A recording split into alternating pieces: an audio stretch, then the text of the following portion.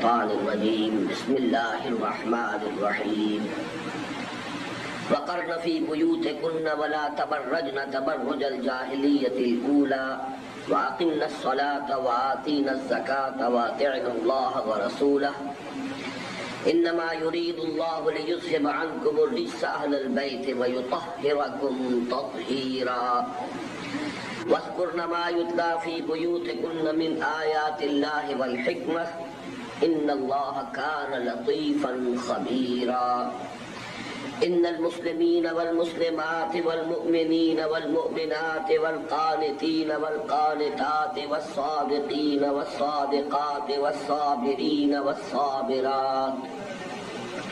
والصابرين والصابرات والخاشعين والخاشعات والمتصدقين والمتصدقات والصائمين والصائمات والصائمين والصائمات والحافظين فروجهم والحافظات والذاكرين الله كثيرا والذاكرات أعد الله لهم مغفرة وأجرا عظيما وما كان لمؤمن ولا مؤمنة إذا قضى الله ورسوله أمرا أن يكون لهم الخيرة من أمرهم ومن يعص الله ورسوله فقد ضل ضلالا بعيدا صدق الله العظيم رب اشرح لي صدري ويسر لي أمري واحلل عقدة من لساني يفقهوا قولي اللهم ربنا ألهمنا رشدنا وأعذنا من شرور أنفسنا اللهم أرنا الحق حقا وارزقنا اتباعه وأرنا الباطل باطلا وارزقنا اجتنابه اللهم وفقنا لما تحب وترضى آمین یا رب العالمین۔ محترم خواتین، آپ کو معلوم ہے کہ میری گفتگو کا موضوع ہے مسلمان خواتین کی دینی ذمہ داریاں۔ اس موضوع پر سب سے پہلے میں تمہیداً اس بات کی وضاحت کرنا چاہتا ہوں کہ اس موضوع کی اہمیت کیا ہے، اور یہ دونوں اعتبارات سے۔ اس لیے کہ اگر کسی کو اپنے فرائض اور ذمہ داریوں کا صحیح تصور اور شعور حاصل نہ ہو تو دونوں امکانات ہیں۔ ایک تو یہ کہ وہ جو مطلوبہ فرائض ہیں ان کو ادا کرنے سے قاصر رہے، اور یہ بھی یقیناً ناکامی اس کا نتیجہ بنے گی، اور دوسرا یہ بھی کہ اگر کسی ایسی شے کو بھی انسان خام خواہ اپنی ذمہ داری سمجھ لے جو ذمہ داری اس پر نہیں ڈالی گئی ہے تو یہ بھی اس کے لیے خام خواہ کی ندامت، خام خواہ کی مشقت، اور اس پر مزید یہ کہ ندامت کا سبب بن سکتی ہے۔ جہاں تک پہلے پہلو کا تعلق ہے، ہمیں یہ بات بالکل واضح طور پر سمجھنی چاہیے کہ اگر کسی شخص کو اپنے فرائض کا صحیح علم نہ ہو تو ظاہر ہے کہ وہ ان فرائض کو ادا کرنے سے قاصر رہے گا۔ اس کی سادہ ترین مثال یہ ہے کہ اگر کسی شخص کو یا آپ اپنے گھروں میں کسی خادمہ کو ملازم رکھتی ہیں اور اسے گن کر بتا دیتی ہیں کہ یہ کام ہے جو تمہیں روزانہ کرنے ہیں، اب اگر کوئی ایسا حادثہ پیش آ جائے، کسی سبب سے اس کی یادداشت زائل ہو جائے، فرض کیجئے کہ آپ نے اسے 10 کام بتائے تھے کہ روزانہ یہ 10 کام تمہیں کرنے ہیں، کوئی ایسا حادثہ ہو کہ اسے ان میں سے 7 کام بھول جائے، صرف 3 کام یاد رہ جائے، تو اب ظاہر ہے کہ خواہ وہ کتنی ہی محنتی ہو، کتنی ہی مخلص ہو، کتنی ہی جان مار لے، لیکن اس کی ساری کارکردگی صرف ان 3 کاموں کے بارے میں ہوگی جو اسے یاد رہ گئے۔ بقیہ 7 ذمہ داریوں میں اس کی کارکردگی صفر رہے گی، اور آپ کی نگاہ میں وہ ایک ناکام ملازمہ ثابت ہوگی، اور آپ بجائے اس سے خوش ہونے کے اس پر ناراض ہوں گی، حالانکہ اس کا خلوص، اس کی محنت، اس کا اپنی ذمہ داری کو ادا کرنے میں جان مارنا آپ کے علم میں ہوگا۔ بالکل یہی معاملہ ہمارے ساتھ پیش آ سکتا ہے قیامت کے دن، اگر ہمیں اپنے تمام دینی فرائض کا شعور حاصل نہیں ہے، ہمیں ان میں سے صرف چند معلوم ہے۔ اگر ہم اپنی تمام تر مساعی کو اور جد و جہد کو اپنی ان ذمہ داریوں کو ادا کرنے میں صرف بھی کر دیں کہ جو ہمارے علم میں ہیں، تو عین ممکن ہے کہ قیامت کے دن اللہ تعالی ہم سے یہ فرمائے کہ تمہارے ذمہ میں نے یہ اور یہ کام بھی تو لگائے تھے، اور ان کاموں کے ذمن میں تمہاری کارکردگی صفر ہے، اور اللہ نہ کرے کہ پھر وہاں ہمارے لیے ناکامی کا فیصلہ ہو جائے۔ اس اعتبار سے یہ بہت اہمیت کی حامل ہے بات کہ ہمیں معلوم ہونا چاہیے، جامع تصور ہمیں حاصل ہونا چاہیے کہ ہمارے دینی فرائض کیا ہیں۔ اس لیے کہ اگر ہمیں معلوم ہوگا تو ہم اس کے لیے کوشش کریں گے، جد و جہد کریں گے۔ بلکہ یہ بھی کہ فرض کیجئے کسی بنا پر، کسی سبب سے اس وقت ہم کسی فرض کو ادا کرنے سے قاصر ہیں، ہم نہیں کر پا رہے ہیں، تب بھی ایک احساس تو رہے گا، ایک کمی کا احساس ہوگا، ایک انسان کو ایک خیال دامنگیر رہے گا کہ میرا یہ فرض بھی ہے جو میں ادا نہیں کر رہا یا نہیں کر رہی، اور اس بات کا امکان رہے گا کہ جیسے ہی یہ احساس جو ہے شدت اختیار کرے، انسان اس فرض کی ادائیگی کو بھی شروع کر دے۔ لیکن اگر سرے سے معلوم ہی نہ ہو کہ وہ بھی میری ذمہ داریوں میں شامل ہے، تو پھر آئندہ کے لیے بھی کوئی امکان نہیں، کوئی توقع نہیں کہ کبھی بھی انسان اس ذمہ داری کو ادا کرے گا۔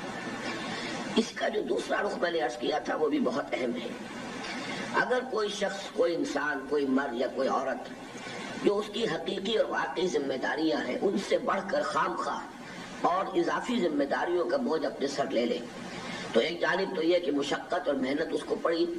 اس کا ایک نتیجہ یہ بھی نکل سکتا ہے اس پر مستضاد کہ ہو سکتا ہے کہ اس سے کوئی خرابی جنم لے لے، تمام تر نیک نیتی کے باوجود۔ جیسے پہلی مثال میں ساری نیک نیتی اور محنت و مشقت کے باوجود انسان کی ناکامی کا اندیشہ ہے، اسی طریقے سے اس دوسری مثال میں اس بات کا اندیشہ ہے کہ محنت اور مشقت اضافی طور پر جھیل کر کسی برائی کو انسان جنم دے دے، کسی برے کام کا ذریعہ بن جائے، کسی برائی کے شروع کرنے کا سبب بن جائے۔ اس کی ایک بڑی نمایاں مثال ہے جو صحابہ کرام کی زندگیوں میں ہی ہمیں مل جاتی ہے، اور اللہ تعالیٰ کا یہ بڑا فضل ہے کہ ان تمام امکانات کو نبی اکرم صلی اللہ علیہ وسلم کے فرمودات کے ذریعے سے اللہ تعالیٰ نے ہمارے لیے اب سے 1400 برس قبل جو ہے معین کر دیا اور واضح طور پر بیان کر دیا۔ چنانچہ صحیح بخاری میں یہ واقعہ موجود ہے کہ 3 صحابہ ایسے تھے کہ جن پر نیکی کا جذبہ بہت غالب آ گیا، تعبد کا جذبہ، عبادت گزاری کا جذبہ، زہد کا جذبہ، ریاضت کا جذبہ، وہ گویا کہ ایک حد اعتدال سے تجاوز کر گیا۔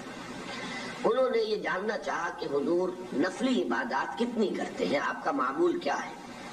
ازواج مطہرات سے انہوں نے سوال کیے، حضور رات کو کتنی دیر نماز پڑھتے ہیں، حضور مہینے میں کتنے روزے نفلی رکھتے ہیں۔ تو صحابہ کرام کی زندگیاں بھی کھلی کتاب تھی، حضور صلی اللہ علیہ وسلم کی حیات طیبہ اور سیرت مطہرہ بھی بالکل کھلی کتاب کے مانند تھی، اور ازواج مطہرات نے بھی اس میں نہ کسی اخفاء سے کام لیا، نہ کسی تصنع سے کام لیا معاذ اللہ، بلکہ جو بات تھی صحیح صحیح بیان کر دی۔ ان صحابہ پر چونکہ اس وقت وہ عبادت گزاری اور زہد اور ریاضت کا جو جذبہ تھا وہ بہت غالب آ چکا تھا، تو انہوں نے محسوس کیا کہ ان کے اندازے سے تو بہت کم ہے، رات کو صرف اتنی دیر نماز پڑھنا، باقی رات سو کر گزارنا، مہینے میں صرف اتنے دن روزے رکھنا اور باقی دن جو ہے روزے نہ رکھنا۔ تو انہوں نے محسوس کیا کہ ان کی توقع سے اور ان کے اندازے سے معاملہ بہت کم نکلا، لیکن جو کہ معاملہ تھا حضور صلی اللہ علیہ وسلم کا، لہذا انہوں نے اپنے آپ کو یہ کہہ کر تسلی دی کہ حضور تو معصوم ہے صلی اللہ علیہ وسلم، آپ سے کسی خطا کے صدور کا امکان ہی نہیں، اور اگر بالفرض کسی بھی درجے میں کہیں کوئی خطا ہوئی ہو تو اللہ تعالیٰ ان کی جملہ خطاؤں کو پیش کی معاف کر چکا۔ لقد غفر اللہ لک ما تقدم من ذنبک وما تأخر، قرآن مجید میں اس کا اعلان ہو چکا ہے۔ لہذا حضور کے لیے تو اتنی ریاضت اور اتنی عبادت بھی کافی ہے، لیکن ہم لوگ تو گناہ گار لوگ ہیں، ہم سے تو بڑی خطائیں ہوئی ہیں، ہم سے بڑی کوتاہیاں ہوئی ہیں، ہمارے لیے اتنی عبادت کافی نہیں ہوگی۔ چنانچہ ان میں سے ہر ایک نے اپنا ایک لائحہ عمل معین کیا۔ ایک صاحب نے یہ کہا کہ میں اب ساری رات کھڑا رہا کروں گا، نماز پڑھوں گا اور اپنی کمر بستر سے نہیں لگاؤں گا پوری رات۔ دوسرے صاحب نے فیصلہ کیا کہ میں ہمیشہ روزہ رکھا کروں گا، کبھی بھی ناغہ نہیں کروں گا۔ تیسرے صاحب نے طے کیا کہ میں شادی نہیں کروں گا، یہ گھر گرہستی کا کھکھیڑ یہ بھی خواہ خواہ کو اللہ تعالیٰ کے اور انسان کے مابین حائل ہو جانے والی چیز ہے، ایک پردہ بن جاتا ہے، انسان کی مشغولیات، مصروفیات، ذمہ داریوں کا ایک دوبار کھل جاتا ہے، پھر اللہ کے ساتھ لو لگانا ممکن نہیں رہتا، لہذا میں ساری عمر تجرد کی زندگی بسر کروں گا۔ حضور صلی اللہ علیہ وسلم کے سامنے جب یہ معاملہ آیا، آپ کے علم میں یہ بات آئی، تو آپ نے غصے کا اور ناراضگی کا اظہار فرمایا، انہیں طلب کیا، اور آپ نے ایسے الفاظ بھی فرمائے کہ جو بہت ہی غیر معمولی تھی۔ آپ نے فرمایا خدا کی قسم میں تم میں سب سے بڑھ کر اللہ سے ڈرنے والا، سب سے بڑھ کر متقی ہوں. یعنی تم اگر یہ سمجھتے ہو کہ یہ جو کچھ میں کر رہا ہوں یہ تو کمتر ہے کسی درجے میں کسی اعتبار سے، تو یہ تمہارا بڑا مغالطہ ہے. واللہ انی لاتقاکم من اللہ واخشاکم، میں تم نے سب سے بڑھ کر اللہ کی خشیت اپنے دل میں رکھتا ہوں اور تم سب سے بڑھ کر متقی ہوں. لیکن میرا طرز عمل یہ ہے کہ میں رات کو سوتا بھی ہوں، آرام بھی کرتا ہوں، استراحت کرتا ہوں اور رات کو نماز بھی پڑھتا ہوں. میں روزے رکھتا بھی ہوں، نفلی روزے. ظاہر بات ہے کہ فرض روزے رمضان کے تو سب کو رکھنے ہیں. یہ ساری گفتگو ہے نفلی عبادات کے بارے میں. عشاء کی نماز، فجر کی نماز تو سب کو ہی پڑھنی ہے، لیکن یہاں ساری گفتگو ہو رہی تھی رات کی نفلی نماز کے بارے میں. تو میں روزے رکھتا بھی ہوں اور نافلے بھی کرتا ہوں. اور میری شادیاں ہیں، میری بیویاں ہیں، میں نے شادیاں کی ہیں، گھر گرہستی کی زندگی ہے، میری اولاد ہے. تو جان لو، کان کھول کر سن لو، من رغب عن سنتی فلیس منی، تم میں سے جس کو بھی میری سنت پسند نہیں، میرا نمونہ پسند نہیں، میرا اسوہ اس کے لیے پسندیدہ نہیں ہے یا معیاری نہیں قرار پاتا اس کی نگاہ میں، تو اس کو جان لینا چاہیے کہ پھر وہ مجھ میں سے نہیں ہے، یعنی اس کا مجھ سے کوئی تعلق نہیں. اس کی وجہ بھی آپ کے علم میں ہوگی کہ در حقیقت یہی نیکی کا جذبہ تھا حضرت مسیح علیہ السلام کے پیروں میں، کہ جس کے نتیجے میں رہبانیت کی بدعت ایجاد ہوئی. جیسے سورہ حدید میں فرمایا گیا وَرَهْبَانِيَّةً ابْتَدَعُوهَا مَا كَتَبْنَاهَا عَلَيْهِمْ، یہ رہبانیت کی بدعت تو انہوں نے خود ایجاد کی، ہم نے تو ان کے ذمے عائد نہیں کی تھی، ہم نے ان پر فرض نہیں کی تھی. اب ظاہر بات ہے کہ غیر فطری قسم کی قدغنیں اپنے اوپر اور پابندیاں لگا لینا آسان ہے، لیکن ان کو نبھانا آسان نہیں ہوتا. اسی لیے فرمایا فَمَا رَعَوْهَا حَقَّ رِعَایَتِهَا، پھر وہ اس کی پابندی بھی نہیں کر سکے جیسے کہ اس کی پابندی کا حق تھا. تو یہ غیر فطری طریقہ کار پیدا ہوا اور اس سے پھر بہت سی خرابیاں پیدا ہوئی. جنہوں نے بھی مطالعہ کیا ہے، خود عیسائیوں نے بڑی طویل اور بڑی ضخیم تصنیفات جن میں کہ پردے چاک کیے گئے ہیں کہ عیسائی راہب خانوں کے اندر کیا کچھ ہوتا رہا ہے. کہنے کو تو وہ مجرد رہنے والی خواتین اور مجرد رہنے والے مرد وہاں رہتے تھے، لیکن یہ کہ ہر طرح کی بدکاری کے وہ اڈے بن گئے. یہ اس لیے کہ خلاف فطرت راستہ انہوں نے اختیار کیا. تو میں نے یہ دو باتیں اس لیے عرض کر دی ہے کہ فرائض دینی کا جامع تصور اس لیے ضروری ہے کہ ہم کہیں کسی ایک فرض سے غافل نہ رہ جائیں، یا چند فرائض جو ہیں ان کے ضمن میں ہماری کوئی بھی کارکردگی نہ ہو، کوئی بھی اس کے ضمن میں ہماری کارگزاری نہ ہو اور اس سے ہمیں ناکام ہونا پڑے قیامت کے دن. اسی طرح ہمارا تصور صحیح ہونا چاہیے اور انہی ذمہ داریوں کو ادا کرنے کی فکر ہونی چاہیے جو اللہ نے ہم پر عائد کی ہے. ہم خامخواہ اضافی ذمہ داریاں اپنے سر پر لے کر ایک طرف تو ایک اضافی مشقت اور بوجھ کو اٹھانے کا معاملہ ہو جائے گا، اور دوسرا یہ کہ اس سے خرابیوں کے جنم لینے کا اندیشہ ہوگا. اس لیے کہ اسوہ کاملہ تو وہی ہے کہ جو محمد رسول اللہ صلی اللہ علیہ وسلم، اور چونکہ خواتین کے لیے زندگی کے گوشے ایسے بھی ہیں ان کی نسوانی زندگی کے جس میں کہ ان کے لیے حضور صلی اللہ علیہ وسلم کی شخصیت میں اسوہ نہیں ہے. اس اعتبار سے ازواج مطہرات کا اسوہ، حضور کا اسوہ اور ازواج مطہرات کا اسوہ ہمارے لیے نمونہ وہی رہنا چاہیے، اور ہمیں صرف انہی ذمہ داریوں پر اکتفا کرنی چاہیے کہ جو ہمیں حضور صلی اللہ علیہ وسلم اور ازواج مطہرات کے اسوہ مبارکہ میں ملتی ہے. اب اس کے بعد میں چاہتا ہوں، یہ تو تمہیدی بات ہوئی، کہ اب میں آپ کے سامنے جو دینی فرائض کا ایک تصور ہے اس سے قطع نظر کرتے ہوئے کہ وہ معاملہ مردوں کا ہو یا عورتوں کا، اس لیے کہ خاکہ تو وہ ایک ہی ہوگا، مرد اور عورت، جیسے کہ سورہ آل عمران میں فرمایا بعضکم من بعض، تم سب ایک دوسرے میں سے ہی ہو، ایک ہی نوع ہے، نوع انسانی، جس میں یہ دو صنفیں ہیں. اس اعتبار سے بہت سے پہلوؤں سے ذمہ داریوں میں مشابہت بھی ہے، اور بعض اعتبارات سے مردوں اور عورتوں کی جو دینی ذمہ داریاں ہیں ان کے مابین فرق و تفاوت بھی ہے. لیکن یہ کہ اس کو سمجھنے کے لیے ضروری ہے کہ پہلے ایک اجمالی خاکہ سامنے آ جائے بحیثیت مسلمان، خواہ وہ مرد ہو خواہ عورت، اس کی دینی ذمہ داریاں کیا ہیں. اس کے بعد ہم یہ دیکھیں گے کہ ان میں مردوں اور عورتوں کے مابین فرق اور تفاوت کیا ہے. اس طریقے سے وہ مضمون انشاءاللہ آسانی کے ساتھ سمجھ میں بھی آ جائے گا، اور پھر وہ یہ کہ یاد بھی رکھا جا سکے گا، اسے ذہن میں مستحضر بھی رکھا جا سکے گا. اس کے لیے اللہ تعالیٰ کا بڑا فضل و کرم اس پر ہوا تھا. یہ آج سے کوئی 10-15 برس قبل کی بات ہے کہ ایک ایسی تشبیہ میرے ذہن میں آئی کہ جتنا میں غور کر رہا ہوں اس کے بعد سے لے کر آج تک بھی، اور جتنا بھی بعض دوسرے حضرات نے اس پر غور کیا، اس نتیجے پر پہنچے کہ شاید اس سے زیادہ جامع اور مکمل اور اس سے زیادہ صحیح تشبیہ اور تمثیل ممکن نہ ہو۔ وہ تمثیل یا تشبیہ ہے ایک 6 منزلہ عمارت کی۔ 3 منزلہ عمارت ہے۔ آپ کو معلوم ہے کہ ہر عمارت کے لیے پہلے بنیاد ہوتی ہے، اور بنیاد اصلاً وہ ہوتی ہے کہ جو زیر زمین ہوتی ہے نظر نہیں آتی، لیکن یہ بھی سب جانتے ہیں کہ پوری عمارت کی پختگی کا، اس کی مضبوطی کا دار و مدار جو ہے وہ تو در حقیقت بنیاد پر ہے، خواہ وہ نظر نہیں آتی، لیکن یہ بنیاد اگر گہری ہے اور مضبوط ہے تو عمارت بھی مضبوط ہوگی اور اس کے اندر پائیداری ہوگی۔ لیکن چاہے اوپر آپ نے کتنا ہی عمدہ میٹیریل لگا دیا ہو اور کتنا ہی اسے سجا لیا ہو اور آرکیٹیکچرل بیوٹی اس میں پیدا کر لی ہو،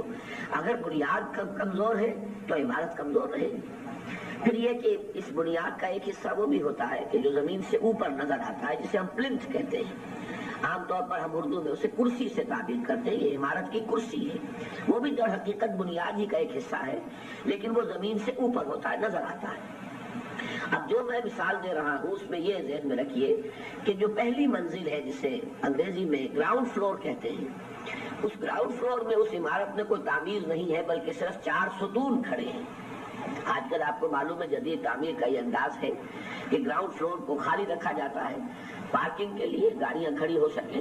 اور یہ کہ ساری عمارت جو ہے وہ اوپر جو بھی جس میں رہائش ہو یا یہ کہ آفیسز ہو وہ پھر اوپر کی منزلوں میں ہوتے ہیں۔ تو گراؤنڈ فلور پر کوئی تعمیر نہیں ہے، کوئی دیواریں نہیں ہیں، صرف 4 ستون کھڑے ہیں کہ جو اوپر کی 2 منزلوں کو سپورٹ کر رہے ہیں۔ ظاہر ہے کہ ان 4 ستونوں پر پہلی ایک چھت آ جائے گی، اس چھت کے بعد پھر یہ ستون اوپر چلیں گے، اس لیے کہ انہی پر سارا لوڈ آئے گا دوسری چھت کا بھی، اس لیے کہ جو عمارت جو ہے کالمز پر کھڑی کی جاتی ہے اس میں پھر دیواریں جو ہیں وہ لوڈ بیئرنگ نہیں ہوتی، بلکہ سارا لوڈ جو ہے وہ انہی کالمز کے ذریعے سے بنیادوں تک منتقل ہوتا ہے۔ لیکن یہ کہ دوسری منزل یا فرسٹ فلور جسے انگریزی میں کہیں گے اس میں عمارت بھی ہے، دیواریں ہیں، لہذا وہ کالم نظر نہیں آ رہے ہیں۔ اس کے بعد دوسری چھت آ جائے گی، اسی طریقے سے پھر دیواریں جائیں گی اوپر، کالمز بھی ہوں گے لیکن نظر نہیں آئیں گے، پھر تیسری چھت آ جائے گی۔ تو یہ 3 منزلہ عمارت ہے کہ جس کا تصور ذہن میں اگر آپ پوری طریقے سے جما لیں تو اس کے ہر جز کے اعتبار سے دینی فرائض کا ایک حصہ ہماری سمجھ میں آ جائے گا۔ اس عمارت کی جو بنیاد ہے وہ بمنزلہ ایمان ہے۔ اسلام کی پوری عمارت، چاہے وہ اسلامی نظام ہو اور چاہے اسلام کا فرائض تصور دینی ہو، ان دونوں کی عمارت جو ہے وہ پوری کھڑی ہے اس بنیاد پر جس کا نام ایمان ہے۔ یہ ایمان جتنا مضبوط ہوگا، جتنا گہرا ہوگا، جتنا پختہ ہوگا، اتنی ہی اوپر کی عمارت جو ہے وہ مضبوط اور پائیدار ہوگی۔ پھر اس ایمان کے بھی 2 حصے ہیں۔ اصل حصہ جو ہے وہ ہے دل کے اندر، تصدیق بالقلب، یہ ہے اصل ایمان۔ اس کا ایک حصہ وہ ہے جو ظاہر بھی ہے، اور وہ ہے اقرار باللسان، زبان سے ماننا۔ زبان سے ہم مانتے ہیں اللہ کو، اس کی توحید کو، اس کے صفات کو، اس کے اسماء کو، ہم تسلیم کرتے ہیں محمد الرسول اللہ صلی اللہ علیہ وسلم کی نبوت و رسالت کو اور ختم نبوت کو اور تکمیل رسالت کو، ہم مانتے ہیں کہ قرآن اللہ کا کلام ہے، ہم مانتے ہیں بعث بعد الموت کو اور حشر و نشر کو، حساب کتاب کو، جزا و سزا کو، جنت اور دوزخ کو۔ ان تمام چیزوں کو ماننے کا جب زبان سے اقرار کیا جائے تو یہ ہے اقرار باللسان، لیکن یہ کہ جب ان چیزوں پر دل میں یقین قائم ہو جائے تو یہ ہے تصدیق بالقلب۔ چنانچہ آپ نے بھی یاد کیے ہوں گے وہ الفاظ ایمان مجمل کے، بچپن میں یقیناً آپ کو بھی اس کی تعلیم دی گئی ہوگی، اور اگر نہ دی گئی ہو خدا نہ خواستہ کوئی کوتاہی رہ گئی ہو تو کوئی عمر بھی انسان کو ایسا نہیں سمجھنا چاہیے کہ اب یہ بہت دیر ہو گئی، ان کوتاہیوں کو اب بھی پورا کرنا چاہیے۔ تو ایمان مجمل اور ایمان مفصل کے الفاظ اگر یاد نہیں ہیں تو اب یاد کیجیے۔ میں یہاں صرف ایمان مجمل کے الفاظ کا تذکرہ کر رہا ہوں کیونکہ میری گفتگو میں اس مضمون کا حوالہ آ گیا ہے۔ آمنت باللہ کما ہوا باسمائہ و صفاتہ وقبلت جمیع احکامہ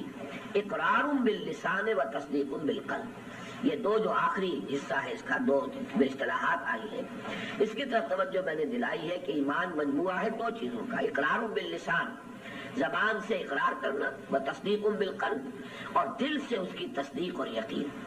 تو یہ 2 حصے ہوئے بنیاد کے، اور اس میں اصل جو بنیاد ہے وہ زیر زمین ہے جو نظر نہیں آتی، اسی طرح قلبی یقین ہے جو نظر نہیں آتا، وہ تو دل میں ہے۔ انسان کو خود تو محسوس ہو سکتا ہے کہ ہے یا نہیں ہے، لیکن ظاہر بات ہے کہ کوئی دوسرا شخص طے نہیں کر سکتا کہ کسی اور شخص کے دل میں ایمان ہے یا نہیں ہے۔ دوسرے کے بارے میں تو ہمیں سارا دار و مدار انحصار اس کے اقرار باللسان پہ کرنا ہوتا ہے۔ بہرحال پہلا فرض جو ہے ہمارا دینی وہ یہ ہے کہ ہم اس ایمان کی تحصیل کریں،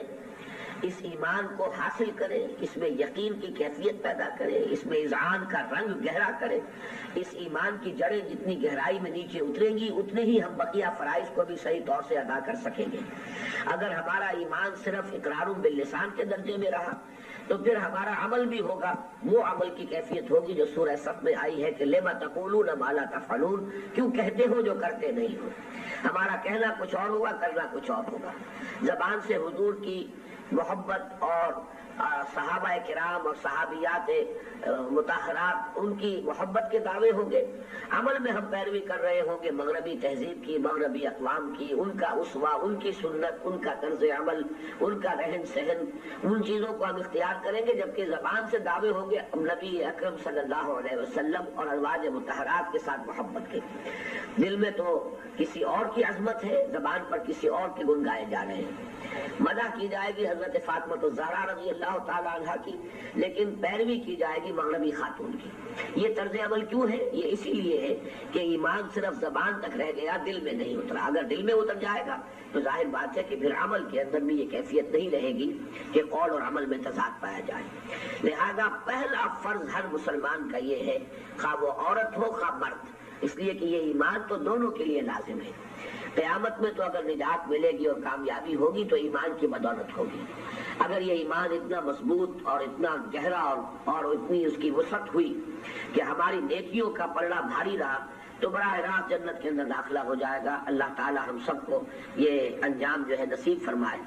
لیکن خدا نہ خواستہ ایمان بالکل اگر نہیں ہے تو پھر تو منافقین کی فہرست میں ہمارا شمار ہو جائے گا۔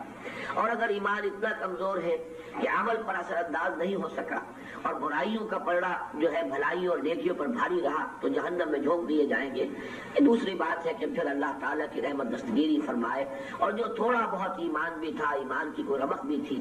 اس کے صدقے اس کے طفیل جہنم سے نکال کر پھر جنت میں داخل کر دیے جائیں۔ لیکن اس چیز کے اوپر بھروسہ کر کے انسان کو عمل میں کوتاہی نہیں کرنی چاہیے، اس لیے کہ جہنم وہ شے نہیں ہے کہ جس کا ایک لمحہ بھی انسان کے لیے قابل برداشت ہو۔ بہرحال پہلا حکم جو ہے اس کے لیے میں سورہ نساء کی ایک آیت بھی آپ کو سنا رہا ہوں۔ یا ایھا الذین آمنوا آمنوا باللہ ورسولہ والکتاب الذی نزل علی رسولہ والکتاب الذی انزل من قبل۔ اے ایمان والو، ایمان لاؤ اللہ پر اور اس کے رسول پر، اور اس کتاب پر بھی جو اپنے رسول صلی اللہ علیہ وسلم پر اس نے نازل فرمائی، اور اس کتاب پر بھی جو پہلے نازل کی تھی۔ یہ قابل توجہ ہے یہ آیت، یا ایھا الذین آمنوا آمنوا، اے ایمان والو ایمان لاؤ۔ اب اس کے معنی کیا ہے؟ ایک ایمان وہ ہے کہ جو صرف اقرار باللسان والا ہے، ہم دعویٰ کرتے ہیں، گویا کہ خطاب ان سے کیا جا رہا ہے، اے ایمان کے دعوے داروں آمنو، ایمان لاؤ، یعنی ایمان لاؤ جیسے کہ ایمان لانے کا حق ہے۔ اور وہ ایمان کہاں سے ملے گا؟ چنانچہ جو میں نے آیات آج تلاوت کی ہے، یہ سورہ احزاب کی 4 آیتیں میں نے شروع میں پڑھی ہیں، ان میں جو دوسری آیت ہے اس میں گویا کہ اشارہ کر دیا گیا ہے کہ اس ایمان کی سورس کیا ہے، یہ ایمان کہاں سے ملے گا، اس کو حاصل کرنے کے لیے ذریعہ کیا ہے۔ فرمایا وَاذْكُرْنَ مَا يُتْلَىٰ فِي بُيُوتِكُنَّ مِنْ آيَاتِ اللَّهِ وَالْحِكْمَةِ إِنَّ اللَّهَ كَانَ لَطِيفًا خَبِيرًا۔ یہ ازواج مطہرات سے خطاب ہو رہا ہے بظاہر قرآن مجید میں سورہ احزاب میں، لیکن حقیقت میں ازواج مطہرات سے خطاب ہو رہا ہے، اس میں بالواسطہ خطاب پوری امت مسلمہ کی خواتین سے ہے۔ اس لیے کہ جیسے کہ میں نے عرض کیا، حضور صلی اللہ علیہ وسلم اسوہ کاملہ ہے تمام مسلمانوں کے لیے، لیکن بہرحال مسلمان خواتین کا جو ان کی زندگی کا نسوانی پہلو ہے، اس میں حضور صلی اللہ علیہ وسلم کی سیرت و شخصیت کے اندر اسوہ نہیں ہو سکتا۔ حضور مرد تھے صلی اللہ علیہ وسلم، لیکن یہ کہ ازواج مطہرات کے اسوے کو اللہ تعالیٰ نے وہاں شامل کیا ہے۔ یہ ایک اہم نکتہ ہے کہ سورہ احزاب ہی میں وہ آیت آئی ہے، لقد کان لکم فی رسول اللہ اسوۃ حسنہ لمن کان یرجو اللہ والیوم الآخر۔ تو معلوم یہ ہوا کہ یہ جو اسوہ کاملہ ہے محمد رسول اللہ صلی اللہ علیہ وسلم کی سیرت و شخصیت، سورہ احزاب میں اس کی طرف اشارہ کیا، اور چونکہ اس اسوے میں ایک اعتبار سے کمی ہے، کہ خواتین کے لیے جو ان کی اپنی مخصوص نسوانی زندگی ہے اس کے لیے حضور کی شخصیت اسوہ نہیں بن سکتی، تو اس خلا کو پر کر دیا گیا اور اس میں ازواج مطہرات کو گویا کہ ان کے اسوے کو یہاں شامل کیا جا رہا ہے۔ تو مسلمان خواتین کے لیے اسوہ کاملہ ازواج مطہرات کی زندگی ہے، تو ان سے خطاب کر کے گویا کہ تمام مسلمان خواتین کو خطاب کیا جا رہا ہے۔ وَاذْكُرْنَ مَا يُتْلَىٰ فِي بُيُوتِكُنَّ مِنْ آيَاتِ اللَّهِ وَالْحِكْمَةِ، اور یاد کرتی رہا کرو، تذکرہ کرتی رہا کرو، پڑھتی رہا کرو، اس کا ورد کرتی رہا کرو ان چیزوں کا جو تمہارے گھروں میں پڑھی جا رہی ہے اللہ تعالیٰ کی آیات اور حکمت میں سے۔ یعنی یہ کہ خاص اللہ تعالیٰ کا فضل تھا، ازواج مطہرات کے حجروں میں وہی نازل ہوتی تھی، حضور صلی اللہ علیہ وسلم وہاں قیام پذیر ہوتے تھے اور وہی آتی تھی، پھر حضور اس وحی کو پڑھتے رہتے تھے۔ آپ خود جیسے کہ حکم ہوا ہے سورہ مزمل میں قم اللیل الا قلیلا نصفہ او انقص منہ قلیلا او زد علیہ ورتل القرآن ترتیلا، تو شب باشی جو ہوتی تھی وہ ازواج مطہرات کے حجروں ہی میں ہوتی تھی، اور وہاں جب آپ رات کی نماز پڑھتے تھے معاف کیجیے گا،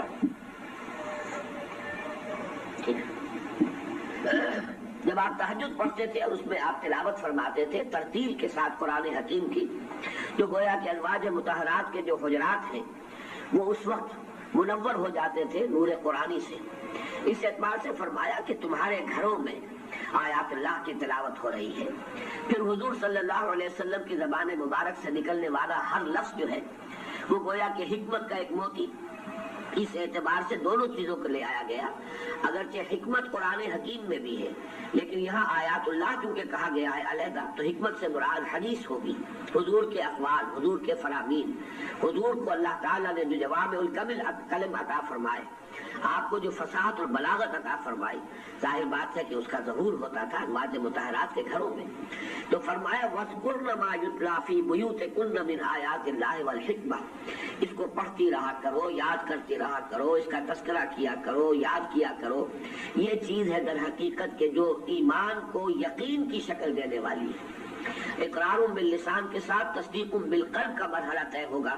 تو اس کا سورس، اس کا منبع، اس کا سرچشمہ قرآن حکیم ہے اور حضور صلی اللہ علیہ وسلم کے فرمودات ہیں۔ جتنا انسان تلاوت کرے گا، کوئی خاتون جس قدر تلاوت قرآن پر مداومت کرے گی، اتنا ہی ایمان حقیقی اس کے دل میں بڑھتا چلا جائے گا۔ تو گویا کہ جو پہلا فرض ہے ہر مسلمان مرد اور عورت کا کہ وہ صحیح اور حقیقی،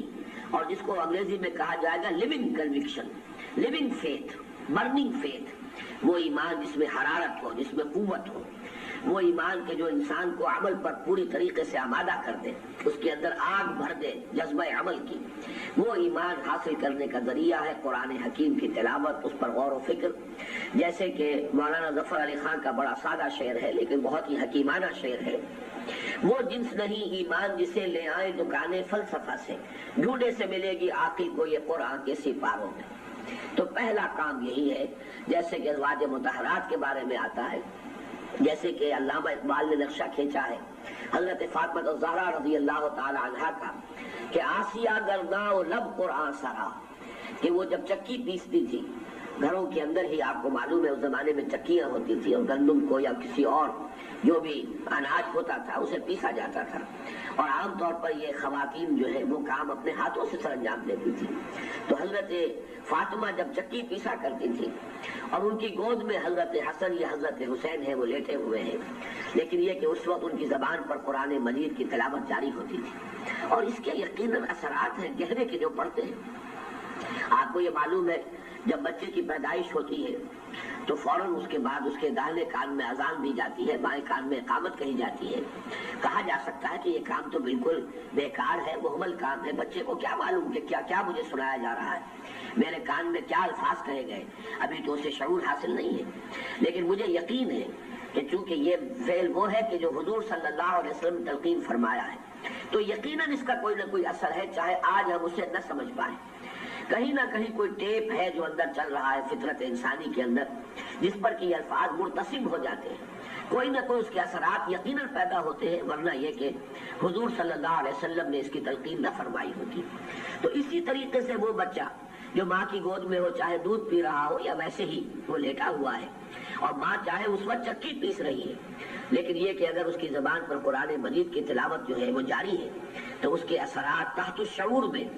اس بچے کے تحت الشعور میں یقیناً اس کے اثرات بیٹھتے چلے جائیں گے جو بعد کی زندگی میں ظاہر ہوں گے۔ بہرحال یہ تو اس کا دوسرا پہلو ہوا، لیکن اصل میں اس تلاوت قرآن کا جو مقصد ہے وہ خود اپنے ایمان اور یقین کی گہرائی اور گہرائی میں اضافہ کرنا ہے۔ یہ پہلا فرض وہ ہے کہ جس میں مرد اور عورت کے مابین کوئی فرق و تفاوت نہیں ہے، یکساں ذمہ داری ہے ہر مسلمان مرد کی بھی، ہر مسلمان عورت کی بھی، کہ وہ ایمان حقیقی کی تحصیل کرے اور اپنے قلب میں یقین کی گہرائی اور گہرائی میں اضافے کے لیے مسلسل کوشاں رہے۔ اب آئیے دوبارہ اسی عمارت کے نقشے کو ذہن میں لائیے۔ اس ایمان کی بنیاد پر 4 ستون جو کھڑے ہیں، پہلی منزل جو میں نے عرض کیا تھا گراؤنڈ فلور، جس میں صرف 4 کالمز ہیں، 4 ستون ہیں، یہ 4 ستون ہے 4 عبادات جو اللہ تعالیٰ نے ہمیں عطا فرمائی، نماز، روزہ، حج اور زکوٰۃ۔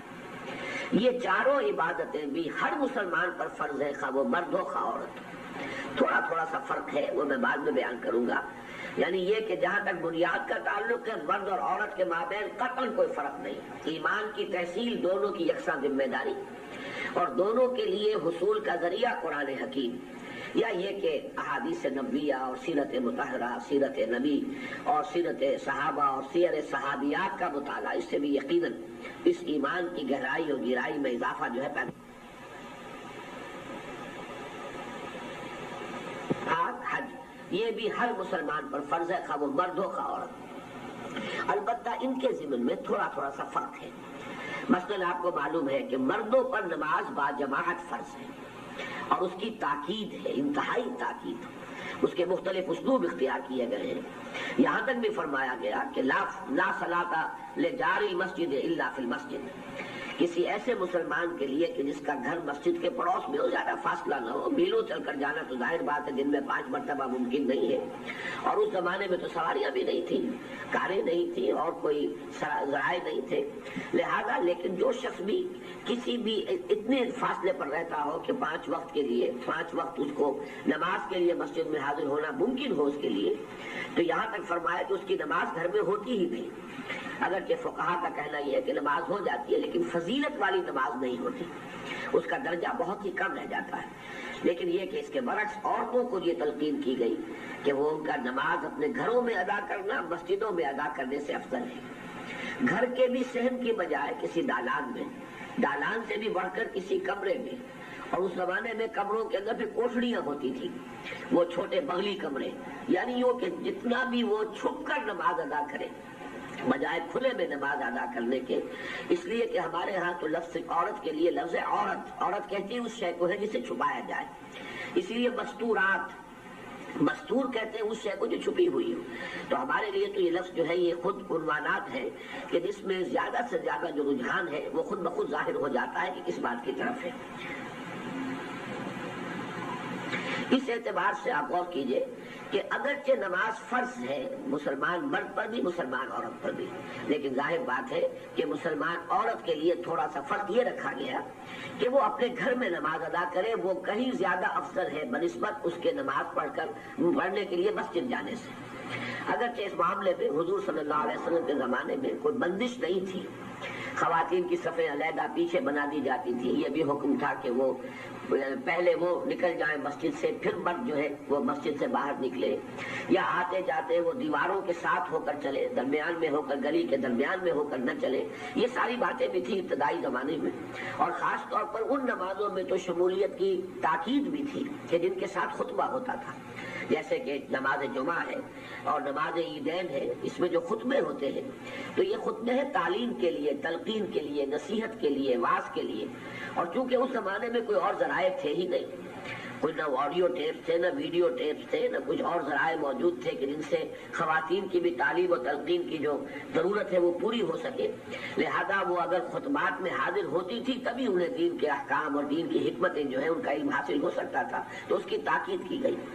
بعد میں خاص طور پر فقہائے احناف نے اس کو بھی ناپسندیدہ قرار دیا ہے، اس لیے کہ اب ذرائع موجود ہیں، کتابیں موجود ہیں، مطبوعات ہیں، اور آج کل تو جیسا کہ آپ کو معلوم ہے کہ ذرائع ابلاغ جو ہیں ان ان کے اندر بہت اضافہ ہو چکا ہے، تو وہ گھروں پر بیٹھ کر بھی دینی تعلیمات حاصل کر سکتی ہے۔ تو خواہ نماز کے لیے، خواہ وہ جمعے اور عیدین ہی کی نماز ہو، اس کے لیے ان کا گھروں سے نکل کر جانا، جس میں ظاہر بات ہے کسی نہ کسی درجے میں اختلاط بھی ہو جائے گا، نامحرموں پر نگاہ پڑنے کے امکانات بھی پیدا ہوں گے، تو اس کو ناپسندیدہ قرار دیا ہے فقہائے احناف نے۔ بہرحال اس وقت عرض یہ کرنا تھا کہ مثلا زکوٰۃ ہر مسلمان پر فرض ہے، مسلمان مرد پر بھی، عورت پر بھی۔ اور عورت کو آج کل جو ہم نے یہ سمجھا ہوا ہے کہ شاید اس کی ذمہ داری نہیں ہے، بلکہ شوہر کی ذمہ داری ہے کہ وہ زکوٰۃ ادا کرے۔ یقیناً اگر شوہر ادا کر دے گا تو زکوٰۃ تو ادا ہو جائے گی، لیکن اگر خدا نہ خواستہ شوہر ادا نہیں کرتا، اس مال کی زکوٰۃ کہ جو ملکیت ہے عورت کی، اس کا اپنا زیور ہے جو کہیں اسے مری میں دیا گیا تھا یا اس کے والدین نے جہیز میں دیا، یہ اس کی ملکیت ہے، اور اپنی اس ملکیت کی زکوٰۃ اگر وہ خود ادا نہیں کرے گی، شوہر ادا کر دے فوے ادا ہو جائے گا، لیکن اگر شوہر بھی ادا نہ کرے اور وہ خود بھی ادا نہ کرے تو اللہ تعالیٰ کے ہاں وہ پکڑی جائے گی، اس کی ذمہ داری ہے۔ تو یہ بھی فرض ہے جو مسلمان مرد پر بھی، مسلمان عورت پر بھی۔ حج کا معاملہ ہے، حج بھی فرض ہے مسلمان مرد پر بھی، مسلمان عورت پر بھی، لیکن آپ کو معلوم ہے کہ حج کے سفر میں چونکہ طویل سفر ہے، اس میں متعدد راتیں بھی آتی ہیں، اس اعتبار سے کہا گیا ہے کہ محرم کے بغیر مسلمان عورت اگر فرض کیجئے کوئی ایسی مجبوری ہے، ویسے حج فرض ہے، مال اس کے پاس موجود ہے، لیکن اگر کوئی محرم ساتھ جانے والا نہیں ہے تو فرضیت بھی ساقط ہو جائے گی۔ یہ وہ چیزیں ہیں کہ جن سے تھوڑا تھوڑا سا فرق ہو گیا ان کالمز کے لیول پر بھی۔ جہاں تک پہلی بنیاد ہے ایمان کی تحصیل، وہ بالکل فرض برابر، مرد پر بھی عورت پر بھی، لیکن اس کے بعد یہ چاروں ستون، یہ بھی مرد کے لیے بھی ذمہ داری ہے، مسئولیت ہے، عورت کی بھی ذمہ داری ہے، مسئولیت ہے، نماز ہے، روزہ ہے، حج ہے، زکوٰۃ ہے، یہ فرائض ہے۔ البتہ ان کے ضمن میں عورتوں اور مردوں کے مابین تھوڑا تھوڑا سا فرق واقع ہو گیا ہے۔ اب اس کے بعد آتی ہے پہلی منزل، پہلی چھت۔ یہ پہلی چھت کیا ہے؟ اللہ کی بندگی، اللہ کی اطاعت ہر معاملے میں، دین کا ہر حکم واجب التعمیل، اللہ تعالیٰ کا ہر حکم، جس شے کو اس نے حرام قرار دے دیا، شراب حرام ہے، مردوں کے لیے بھی حرام ہے، عورتوں کے لیے بھی حرام ہے، سور اور مردار حرام ہے، مردوں کے لیے بھی حرام ہے، عورتوں کے لیے بھی حرام ہے۔ تو جو جو احکام بھی آئے ہیں، جو جو بھی ذمہ داریاں ہیں، جو فرائض ہیں، ان سب کے اندر بھی اللہ تعالیٰ کے ہر حکم کی پابندی کرنا، اور اس میں ظاہر بات ہے کہ خواتین کے لیے ایک اضافی حکم ہے، اور وہ اضافی حکم ہے ستر اور حجاب اور پردے کا حکم۔ اس لیے کہ ظاہر بات ہے ویسے تو اگرچہ قرآن حکیم میں جہاں یہ آیات آتی ہے کہ اپنی نگاہوں کو نیچا رکھو اور اپنی شرمگاہوں کی حفاظت کرو، وہاں مردوں سے بھی خطاب ہے، عورتوں سے بھی خطاب ہے، یہ گویا کہ ذمہ داری دونوں کی ہے۔ لیکن اس انسانی زندگی کا معمول جو ہے، جس طور سے جو ناگزیر چیزیں ہیں، اس میں ظاہر بات ہے کہ مردوں کا معاملہ جو ہے وہ اس درجے کی پابندی کا نہیں ہے جتنا کہ خواتین کی پابندی کا ہے۔ حجاب کا جو حکم ہے وہ عورتوں کو دیا گیا ہے، وہ مردوں کے لیے نہیں ہے۔ مرد باہر نکلیں گے، ان کی ذمہ داریاں ہیں، انہیں کام کاج کرنا ہے، معاش کے لیے بھاگ دوڑ کرنی ہے، یا ملک اور قوم کی دفاعی ذمہ داریاں ہیں جو خاص ایکسکلوسیولی مردوں کی ذمہ ڈالی گئی ہے۔ اس اعتبار سے ان کا چلنا پھرنا، ان کا باہر جانا، تو یہاں یہ کہ پردے کا حکم جو ہے وہ عورت کو ہے، مرد کو نہیں ہے۔ مرد کو نگاہیں نیچی رکھنی ہے، حتی الامکان محرم پر نگاہ، نامحرم پر نگاہ نہ پڑے، اس کا اہتمام کرنا ہے، لیکن ظاہر بات ہے کہ پردہ جسے کہا گیا ہے اس کا تو خطاب خواتین سے ہے کہ تم جب اگر باہر نکلنا ہو تو اے نبی کہہ دیجئے مسلمان اپنی ازواج سے اور اپنی بیٹیوں سے اور تمام مسلمان خواتین سے کہ وہ اپنے اوپر اپنی چادروں کو لٹکا لیا کریں۔ یہ جو حجاب کا حکم دیا گیا، یہ ظاہر بات ہے کہ یہ خواتین کو اس کا اہتمام کرنا ہے۔ صدر کا معاملہ بھی ہے، اپنے آپ کو چھپا کر رکھنے کا معاملہ، عورت کا بھی سطر ہے، مرد کا بھی سطر ہے، لیکن ظاہر بات ہے کہ عورت کا سطر جو ہے وہ زیادہ ہے، اسے اپنے جسم کو زیادہ ڈھانک کر رکھنا ہے، جیسے کہ حضور نے فرمایا کہ سوائے چہرے کی ٹکیا اور ہاتھ اور پاؤں جو ہے، ہاتھ ٹخنوں سے آگے اور ہاتھ جو ہے یہ کلائی سے آگے اور پیر جو ہے ٹخنوں سے نیچے، بس صرف یہ ہے کہ جو نظر آنے چاہیے، اس کے سوا عورت کے جسم کا کوئی حصہ نظر نہیں آنا چاہیے۔ کل کا کل عورت ہے، کل کا کل سطر ہے۔ اسی لیے جیسا کہ میں نے عرض کیا کہ لفظ ہی وہ ہے، عورت کہتے اس شے کو جس کو چھپایا جانا مقصود ہو، جس کو ڈھک کر رکھنا، جسے محفوظ رکھنے کی ضرورت ہو۔ سطر کہتے ہی اسے مستورات کا لفظ بنا ہے، جسے چھپایا جائے۔ تو سطر اور حجاب کے احکام، اور آج کے دور میں میں یہ سمجھتا ہوں کہ مسلمان عورت کا سب سے بڑا جہاد یہی ہے، سب سے بڑی جو ہے دین کے حکم پر عمل کرنے میں جو دقت پیش آتی ہے آج مسلمان خاتون کو، وہ اس معاملے میں ہے۔ اس کے لیے ظاہر بات ہے معاشرے کا ایک خاص رنگ ہے، معاشرے کا ایک خاص انداز ہے، مغربی تہذیب کا چلن ہے، ہمارے اوپر اس تہذیب کا غلبہ ہے۔ اس میں ظاہر بات ہے کہ ایک انسان کا دین کے اوپر عمل پیرا ہونا واقعتاً آسان کام نہیں، لیکن اس کے لیے یہ اصول ذہن میں رکھیے کہ جہاں جس کام کے لیے دقت زیادہ ہو اتنا ہی پھر اس کا اجر و ثواب بڑھ جاتا ہے۔ جیسے کہ بعض روایات میں آتا ہے کہ حضور نے فرمایا اپنے صحابہ سے خطاب کر کے کہ ایک وقت وہ آئے گا کہ جتنا عمل تم کرتے ہو اس کا 10واں حصہ بھی کسی مسلمان نے اس وقت عمل کر لیا تو وہ اس کی نجات کے لیے کافی ہو جائے گا، اس لیے کہ حالات جو ہے وہ نہایت نامساعد اور ناموافق ہو گئے۔ اس اعتبار سے جتنی بھی اس زمن میں انسان مخالفت برداشت کرے یا طنز اور استہزاء کا ہدف بن جائے کہ یہ بڑی دقیانوس خواتین ہیں، یہ بڑے پرانے خیال کے لوگ ہیں،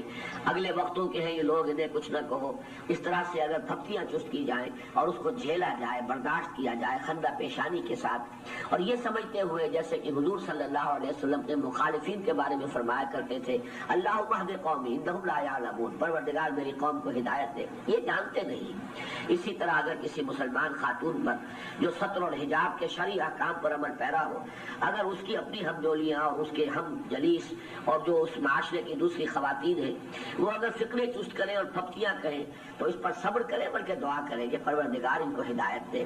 ان کو معاف فرما دے، انہیں معلوم نہیں ہے، ان پر ابھی حقیقت منکشف نہیں ہوئی ہے کہ تیرا حکم کیا ہے، یا انہیں ابھی اتنا ایمان اور یقین نصیب نہیں ہوا ہے کہ تیرے احکام پر عمل کر سکے، لہذا بجائے اس کے کہ اس سے انسان کے اندر ملال اور انتقامی جذبات پیدا ہو، ان کے لیے دعائے خیر انسان کرے۔ بہرحال یہ تو جملہ معترضہ ہوا۔ میں نے عرض کیا کہ پہلی عمارت جو ہے، عمارت کی پہلی منزل جہاں تک بنیاد کا تعلق ہے وہ مشترک ہے، بالکل یکساں، ایمان حاصل کرو، یہ ہر مسلمان کا حکم کے لیے حکم ہے، ہر عورت کے لیے حکم ہے، ہر مرد کے لیے حکم ہے۔ نماز، روزہ، حج، زکوٰۃ تمام مسلمانوں پر فرض ہے، مردوں پر بھی عورتوں پر بھی۔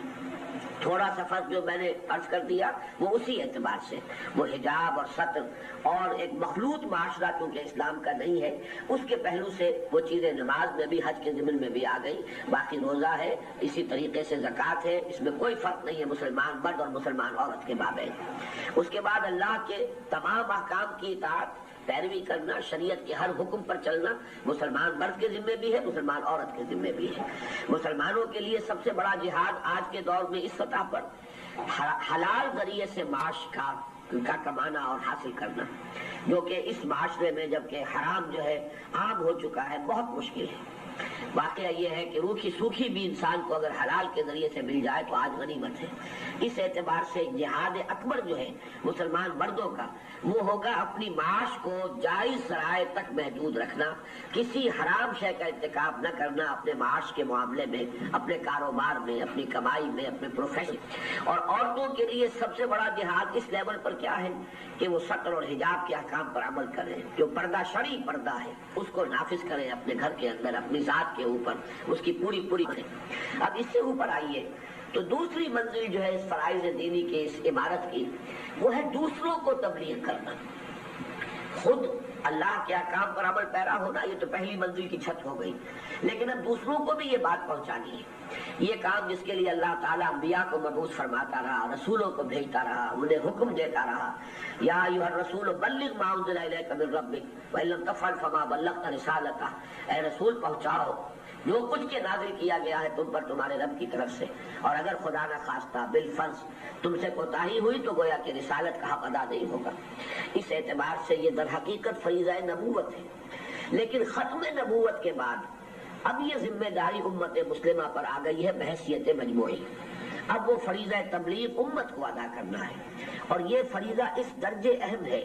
کہ نوع انسانی کے ایک ایک فرد تک اللہ کے دین کا پیغام پہنچانا اس امت کی ذمہ داری ہے۔ اسی لیے فرمایا گیا لِيَكُونَ الرَّسُولُ شَهِيدًا عَلَيْكُمْ وَتَكُونُوا شُهَدَاءَ عَلَى النَّاسِ، تاکہ رسول گواہ بن جائیں تم پر، حجت قائم کریں تم پر، اور تم گواہ بنو اور حجت قائم کرو پوری نوع انسانی پر۔ اس لیے کہ حضور صلی اللہ علیہ وسلم بھیجے گئے تھے پوری نوع انسانی کے لیے۔ وَمَا أَرْسَلْنَاكَ إِلَّا كَافَّةً لِلنَّاسِ بَشِيرًا وَنَذِيرًا، اے نبی ہم نے نہیں بھیجا ہے آپ کو مگر پوری نوع انسانی کے لیے بشیر اور نذیر بنا کر۔ تو یہ جو فریضہ ہے امت کا، دین کی تبلیغ، دین کو دوسروں تک پہنچانا، اللہ کا پیغام پوری نوع انسانی تک پہنچا دینا، یہ ہے امت کی بحیثیت مجموعی ذمہ داری۔ اب اس کے اپنے کچھ اس کی تفاصیل ہیں، اس کا طریقہ کیا ہوگا۔ سب سے پہلے تو یہ امت خود چونکہ برگشتہ ہو چکی دین سے، اسے دین کی طرف راغب کرنا ہے تاکہ امت کے اندر سے ایک جماعت واقعتاً ایسے لوگوں پر مشتمل بن جائے کہ جو اپنا تن من دھن اس کام کے لیے وقف کر دیں۔ اس لیے کہ جب تک ایک ایسی اجتماعی قوت وجود میں نہیں آئے گی، اتنے بڑے پیمانے پر دین کی تبلیغ کا اہتمام نہیں ہو سکتا۔ اس کے پھر کچھ اور اصول بھی ہیں کہ اس دین کی تبلیغ کا بھی پہلا دائرہ جو ہے وہ انسان کا اپنا قریب ترین ماحول ہے۔ یا ایھا الذین آمنوا قوا انفسکم واہلیکم نارا، اہل ایمان سب سے پہلے اپنے آپ کو اور اپنے گھر والوں کو، اہل و عیال کو بچاؤ اللہ کے عذاب سے، جہنم سے، آگ سے۔ گویا کہ پہلی ذمہ داری ان کی ہے۔ پھر اس سے آگے وانذر عشیرتک الاقربین جیسے فرمایا، اپنے قریبی رشتہ داروں کو خبردار کرو۔ اس سے آگے جو ہے پوری نوع انسانی تک بھی پیغام پہنچانا ہے، اور یہ ذمہ داری بھی مردوں پر بھی ہے، عورتوں پر بھی ہے۔ البتہ یہاں وہ فرق و تفاوت ذرا اور نمایاں ہو جائے گا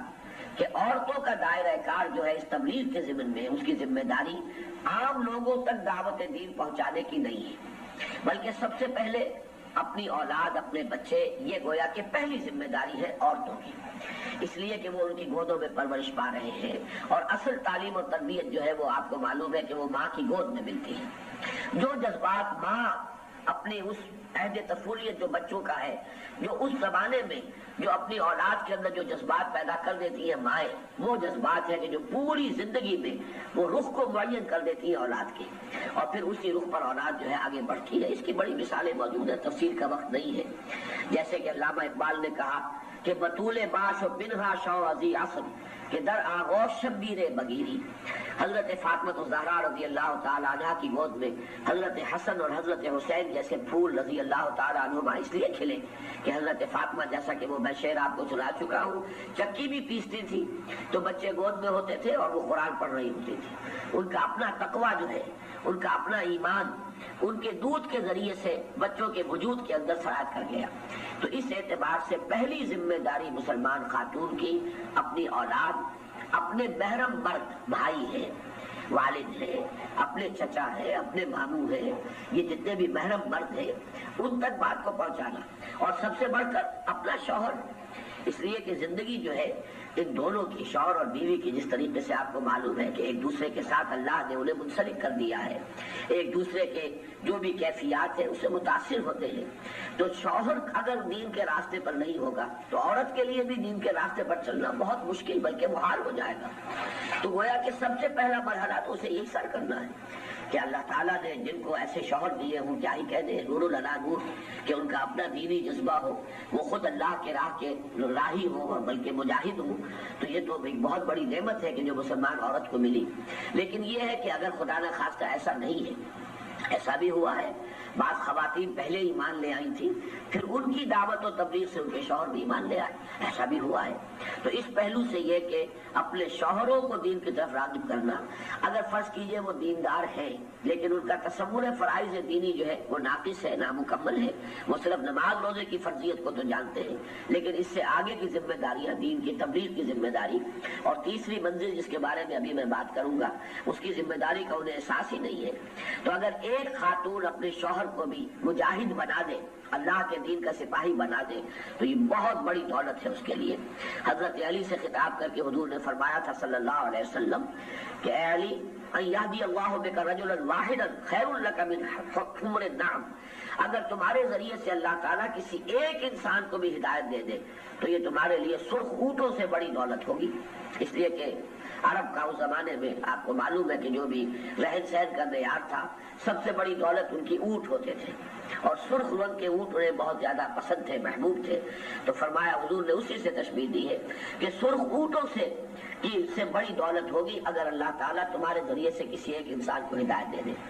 تو عورتوں کے لیے دعوت و تبلیغ کا دائرہ جو ہے سب سے پہلے اپنا گھر، اپنے بچے، اپنے شوہر، اپنے محرم مرد،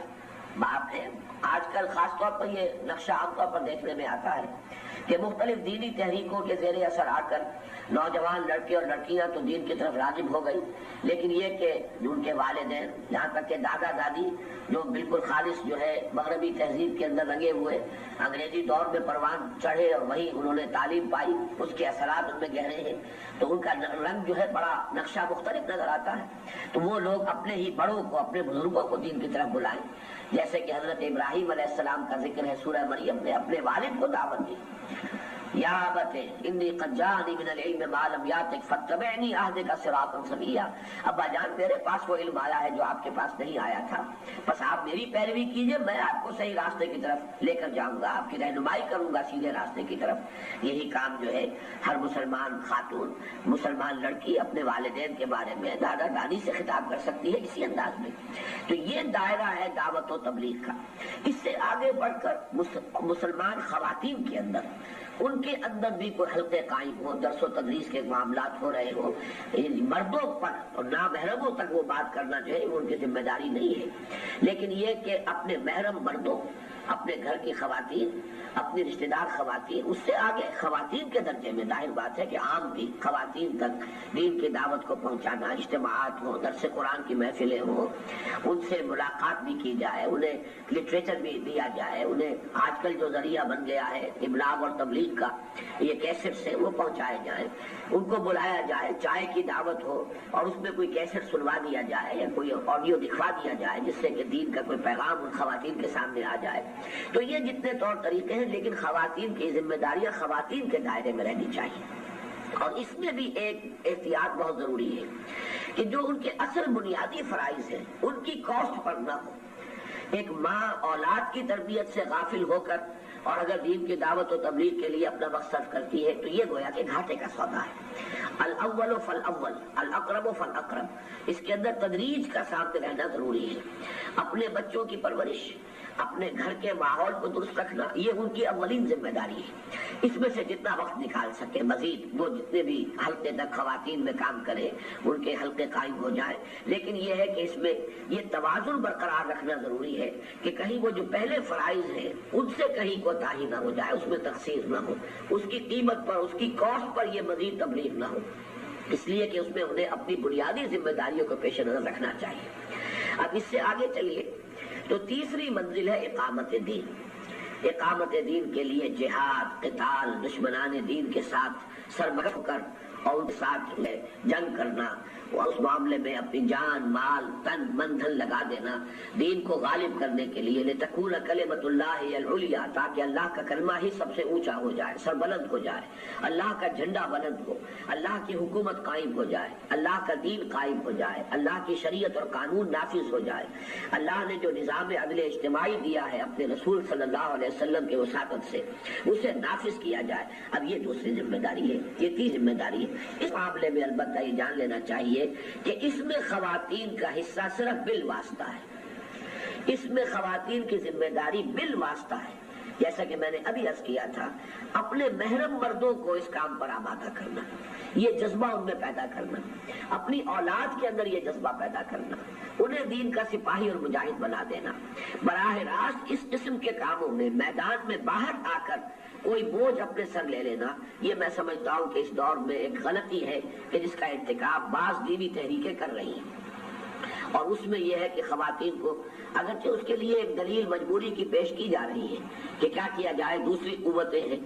جو الحاد کی اور اباحیت پسند جو لوگ ہیں ان کی خواتین میدان میں آئی ہیں، وہ جلوس بھی نکالتی ہیں اور وہ یہ بھی کرتی ہیں، وہ میدان میں آ گئی ہے، تو ان کے مقابلے کے لیے ہمیں بھی اپنی خواتین کو باہر نکالنا پڑے گا۔ لیکن میں یہ سمجھتا ہوں کہ در حقیقت اس کا بنیادی سبب یہ ہے کہ جو لوگ جو تحریکیں دین کے لیے اس وقت کام کر رہی ہیں انہوں نے انہی کے طور طریقوں کو اختیار کر لیا ہے، اور سب سے بڑا ٹریپ جس میں وہ پھنس گئے ہیں وہ یہ ہے کہ انتخابات کے طریقے کو انہوں نے یہ سمجھا سمجھا ہے اپنی غلط فہمی میں کہ شاید اس میں حصہ لے کر ہم اپنے اپنے ملکوں میں اسلامی نظام قائم کر سکیں گے۔ اور چونکہ انتخابات میں ظاہر بات ہے کہ ایک آدمی کا ایک ووٹ ہے، ایک عورت کا بھی ایک ووٹ ہے، ایک مرد کا بھی ایک ووٹ ہے، اور فیصلہ کن معاملہ جو ہے ووٹوں کی گنتی سے ہے۔ جس کے ووٹ چند ووٹ بھی اگر زیادہ ہو گئے وہ جیت جائے گا، اور جس کے چند ووٹ کم رہ گئے وہ ہار جائے گا۔ لہذا اب ایک ایک ووٹ کی اہمیت ہے، تو خواتین جو ہے وہ گھروں میں جاتی ہے، کینویسنگ کرتی ہے، خواتین سے ملنے کے لیے اجنبی گھروں میں جانا پڑتا ہے۔ یہ سب کچھ جو ہو رہا ہے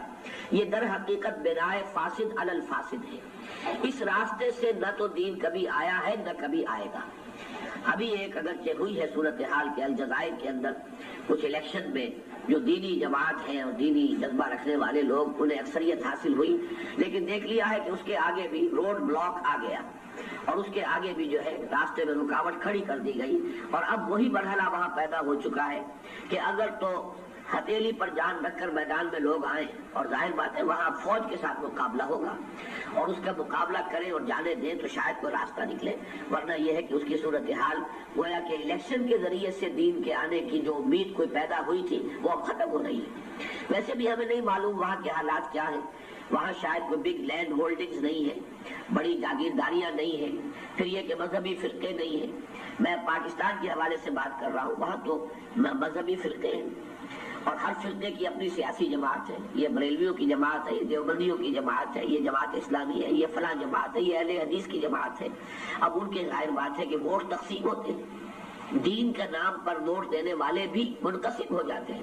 کچھ کسی ایک کی طرف چلے گئے، کچھ کسی ایک کی طرف چلے گئے، لہذا وہی جو سیکولر ذہن کے لوگ ہیں وہ کامیاب ہو جاتے ہیں۔ تو پاکستان کی حد تک تو بالکل قطعی بات ہے کہ وہاں کوئی کام جو ہے دین کو غالب کرنے کی کوئی کوشش کامیاب نہیں ہو سکتی الیکشن کے ذریعے سے۔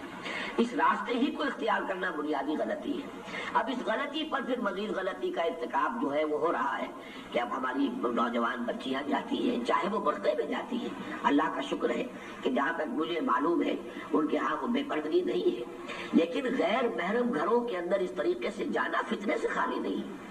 بغیر کسی ناگزیر ضرورت کے کسی مسلمان عورت کا گھر سے نکلنا فتنے سے خالی نہیں ہے۔ جو آیتیں میں نے آج پڑھی تھی اس میں سے پہلی آیت یہ تھی وَقَرْنَ فِي بُيُوتِكُنَّ، اپنے گھروں میں رہو، قرار پکڑو اپنے گھروں کے اندر، تمہاری جگہ جو ہے وہ تمہارے گھر ہے، یہ چار دیواری کے اندر تمہارا دائرہ کار ہے، تمہاری اصل ذمہ داریاں گھر سے باہر نہیں ہے، گھر کے اندر ہے۔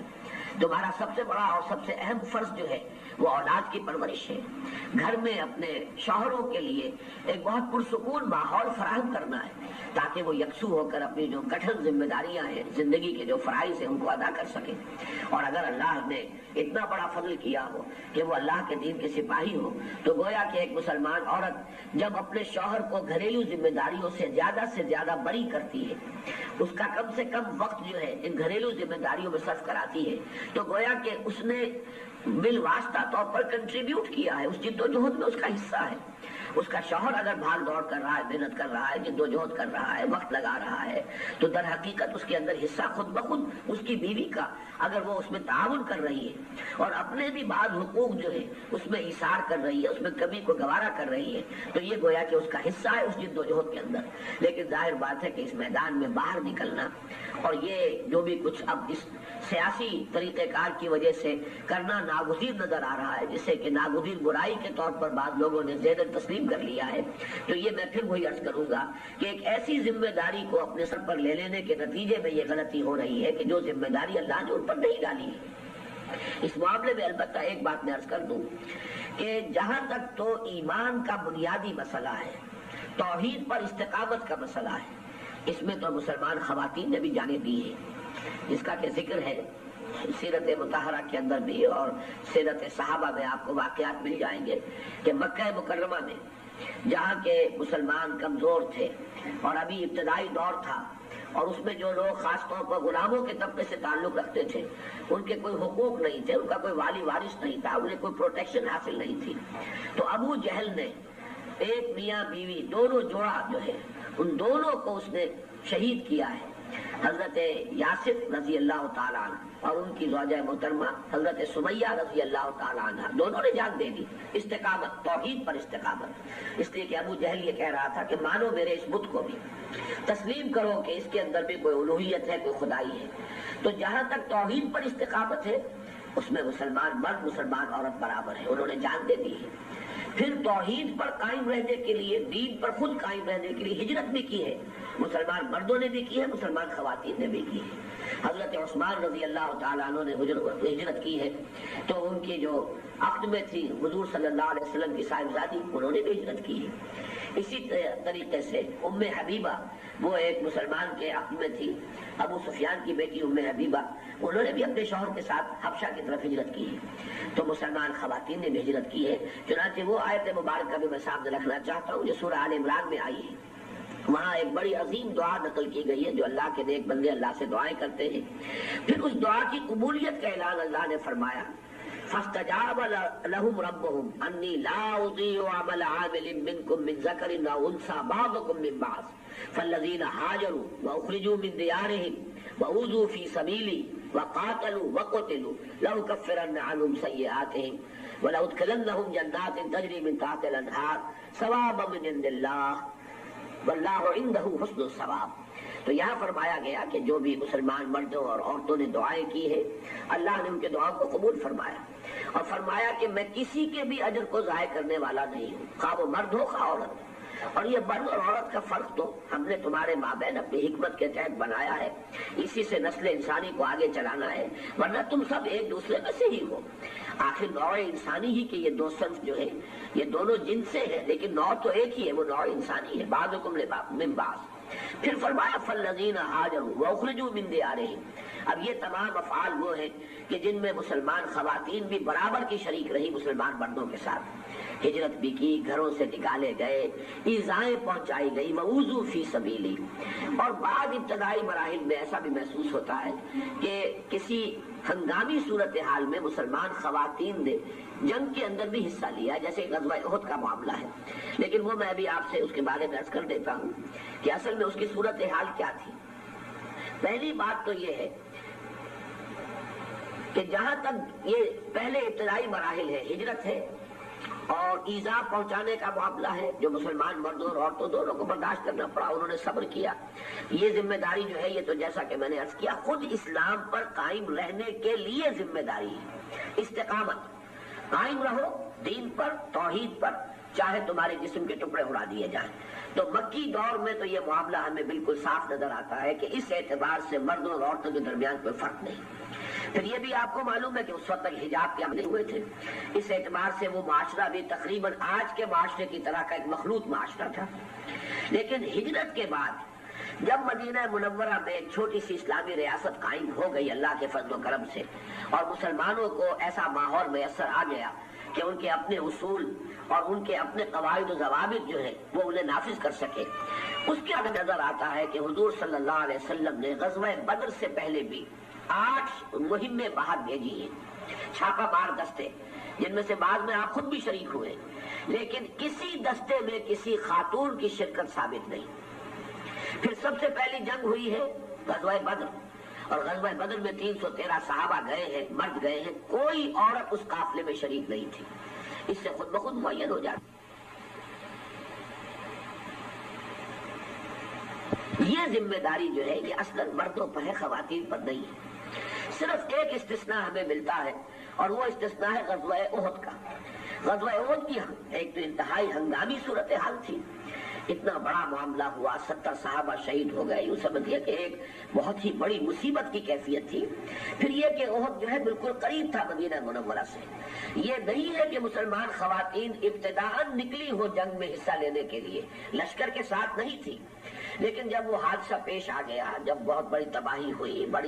بہت سے صحابہ شہید ہو گئے اور گویا کہ ایک طرح سے شکست ہو گئی تھی عارضی طور پر، جب اس کی خبریں مدینے میں پہنچی ہیں اور یہاں تک بھی افواہ پہنچ گئی کہ حضور بھی شہید کر دیے گئے، تب وہ دیوانہ بات، اب یہ ایمرجنسی کی ایک صورت ہے، اس پر عام حالات میں قیاس نہیں کیا جا سکتا۔ وہ بالکل ایک ہنگامی صورتحال تھی جس میں کہ وہ کچھ خواتین آئی ہیں اور پھر انہوں نے میدان جنگ میں آ کر زخمیوں کی مرہم پٹی بھی کی ہے، پانی پلائے ہیں، اور بھی جو بھی کچھ خواتین حصہ لے سکتی ہیں، لیکن اس کو بھی دلیل نہیں بنایا جا سکتا، اولاً اس لیے کہ یہ معاملہ خالص ہنگامی ایمرجنسی کی صورتحال کا تھا۔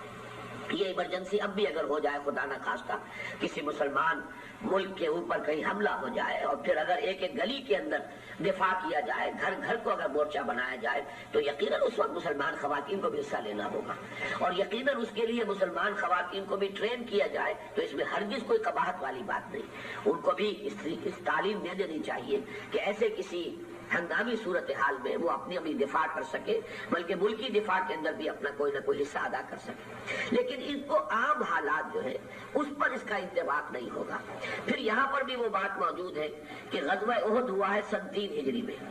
اور حجاب کے احکام نازل ہوئے سن 5 یا 6 ہجری میں جا کر۔ اس اعتبار سے اس وقت تک پردے کے احکام آئے ہی نہیں تھے، لہذا ہمیں ہمیشہ سیرت کے واقعات سے استشہاد کرتے ہوئے یا حدیث نبوی سے استدلال کرتے ہوئے ہمیشہ یہ دیکھنے کی ضرورت ہوتی ہے کہ یہ کس دور کا واقعہ ہے۔ اس لیے کہ جب تک شراب حرام نہیں ہوئی تھی تو مسلمان شراب بھی پیتے تھے، نمازیں بھی پڑھتے تھے، اور نماز پڑھتے ہوئے شراب کے نشے میں غلطی بھی ہو جاتی تھی۔ یہی وجہ ہے کہ پہلا حکم جو آیا وہ یہ کہ لا تقربوا الصلاۃ وانتم سکارى، اے مسلمانوں جب نشے کی حالت میں ہو تو نماز کے قریب مت جاؤ، حتی تعلموا ما تقولون، یہاں تک کہ تمہارا وہ نشہ جو ہے وہ اتر جائے اور تم جانو جو کچھ کہہ رہے ہو، اس کو شعور کے ساتھ کہہ سکو، تمہیں معلوم ہو کہ میں کیا کہہ رہا ہوں۔ نشے کی حالت میں تو پتہ نہیں تم کیا کہو گے، کہنا کیا چاہ رہے ہو اور زبان سے نکل کیا جائے۔ تو اس اعتبار سے ہمیشہ یہ دیکھنا ہوگا کہ جو بات کہی جا رہی ہے، جس واقعے سے استشہاد کیا جا رہا ہے، وہ واقعہ کب کا ہے، آیا کسی خاص حکم کے نزول سے پہلے کا یا اس کے بعد کا ہے۔ اس ضمن میں آپ کو ایک واقعہ سنا دیتا ہوں کہ چونکہ سن 5 یا 6 میں یہ حجاب کے احکام آ گئے تھے، سورہ نور اور سورہ احزاب نازل ہو چکی تھی، تو اس کے بعد ہوا ہے غزوہ خیبر، یہ سن 7 ہجری میں ہوا ہے، اور غزوہ خیبر کے ضمن کا یہ واقعہ جو ہے یہ موجود ہے حدیث کے اندر، جس کا میں ترجمہ آپ کو سنا رہا ہوں۔ حضرت حشرت ابن زیاد اپنی دادی سے روایت کرتے ہیں، یہ دادی جو ہے یہ صحابیہ ہیں، کہ وہ غزوہ خیبر کے موقع پر حضور صلی اللہ علیہ وسلم کے ساتھ 5 دیگر خواتین کے ہمراہ باہر نکلی، جن میں چھٹی وہ خود تھی۔ کل 6 خواتین، جن میں سے ایک حضرت حشرت ابن زیاد کی دادی ہے اور 5 اور۔ وہ کہتی ہے کہ جب حضور کو ہمارے نکلنے کی اطلاع ہوئی تو آپ نے ہمیں بلوایا، جب ہم حاضر ہوئی تو آپ کو غضبناک پایا، آپ غضبناک ہوئے، آپ نے اظہار ناراضگی فرمایا، آپ نے پوچھا تم کس کے ساتھ نکلی ہو اور کس کی اجازت سے نکلی ہو؟ ہم نے عرض کیا ہم اون کاٹیں گی اور کچھ اللہ کی راہ میں کام کریں گی، ہمارے پاس کچھ مرہم پٹی کا سامان بھی ہے، ہم مجاہدین کو تیر پکڑا دیں گی، انہیں ستو گھول کر پلا دیں گی۔ آپ نے فرمایا اٹھو اور واپس چلی جاؤ۔ پھر جب اللہ نے خیبر فتح کرا دیا تو حضور اکرم نے مال غنیمت میں سے ہمارے لیے بھی مردوں کی طرح حصہ نکالا۔ کہ دیکھیے حضور کے طرز عمل میں ایک طرف یہ کہ آپ نے اظہار ناراضگی فرمایا، انہیں ساتھ لے جانے سے انکار کیا، حکم دے دیا واپس چلی جاؤ، لیکن ان کا جو جذبہ تھا وہ حضور کی نگاہ میں تھا کہ آخر وہ نکلی تھی تو خیر کے جذبے سے، نیک نیتی سے، دین کے کام کے لیے، اس کی وجہ سے حضور نے مال غنیمت میں سے ان کا حصہ نکالا۔ تو حضرت حشرت یہ کہتے ہیں کہ میں نے اپنی دادی اماں سے پوچھا کہ دادی اماں کیا ملا تھا آپ کو اس مال غنیمت میں سے، کیا چیز ملی تھی؟ تو انہوں نے فرمایا کہ کچھ کھجوریں تھی کہ جو حضور نے ہمیں بھی دی تھی مال غنیمت میں سے۔ اس سے یہ بات ثابت ہو جاتی ہے کہ سارا استدلال جو کیا جاتا ہے کہ مسلمان خواتین نے جنگوں میں بھی حصہ لیا اور صحابیات نے حصہ لیا، اور اس کی بنا پر جو ہے اب الیکشن کے لیے مسلمان لڑکیاں کارکن خواتین جائیں، گھروں گھروں میں جائیں پھریں، کینویسنگ کریں، اور یہ سارے کام جو ہے ان کو کرنے پڑیں گے، تو جیسا کہ میں عرض کر چکا ہوں یہ بنائے فاسد علی الفاسد ہے، نہ اس پر قیاس کیا جا سکتا ہے۔ ہاں اگر واقعتاً وہی قتال والی صورتحال بالفعل ہو گئی ہو تو میں عرض کر چکا ہوں تو پھر ایمرجنسی کی صورتحال ہے، جبکہ گھروں تک جنگ پہنچ جائے اور وہاں پر جو ہے مسلمان خواتین کو بھی دفاع کرنا پڑے، اپنی عزت و آبرو کو بھی بچانے کے لیے انہیں آخری وقت تک جو ہے مقابلہ کرنا چاہیے، جان دے دینی چاہیے، لیکن یہ کہ اپنی عزت و آبرو پر آنچ نہیں آنے دینی چاہیے۔ یہ سارے کاموں کے لیے ٹرین کیا جائے، اس میں کوئی حرج نہیں، لیکن یہ ہے کہ اس طریقے سے اس ذمہ داری کو بھی خواتین پر یکساں طور پر عائد کر دینا جیسا کہ مردوں پر وہ عائد ہے۔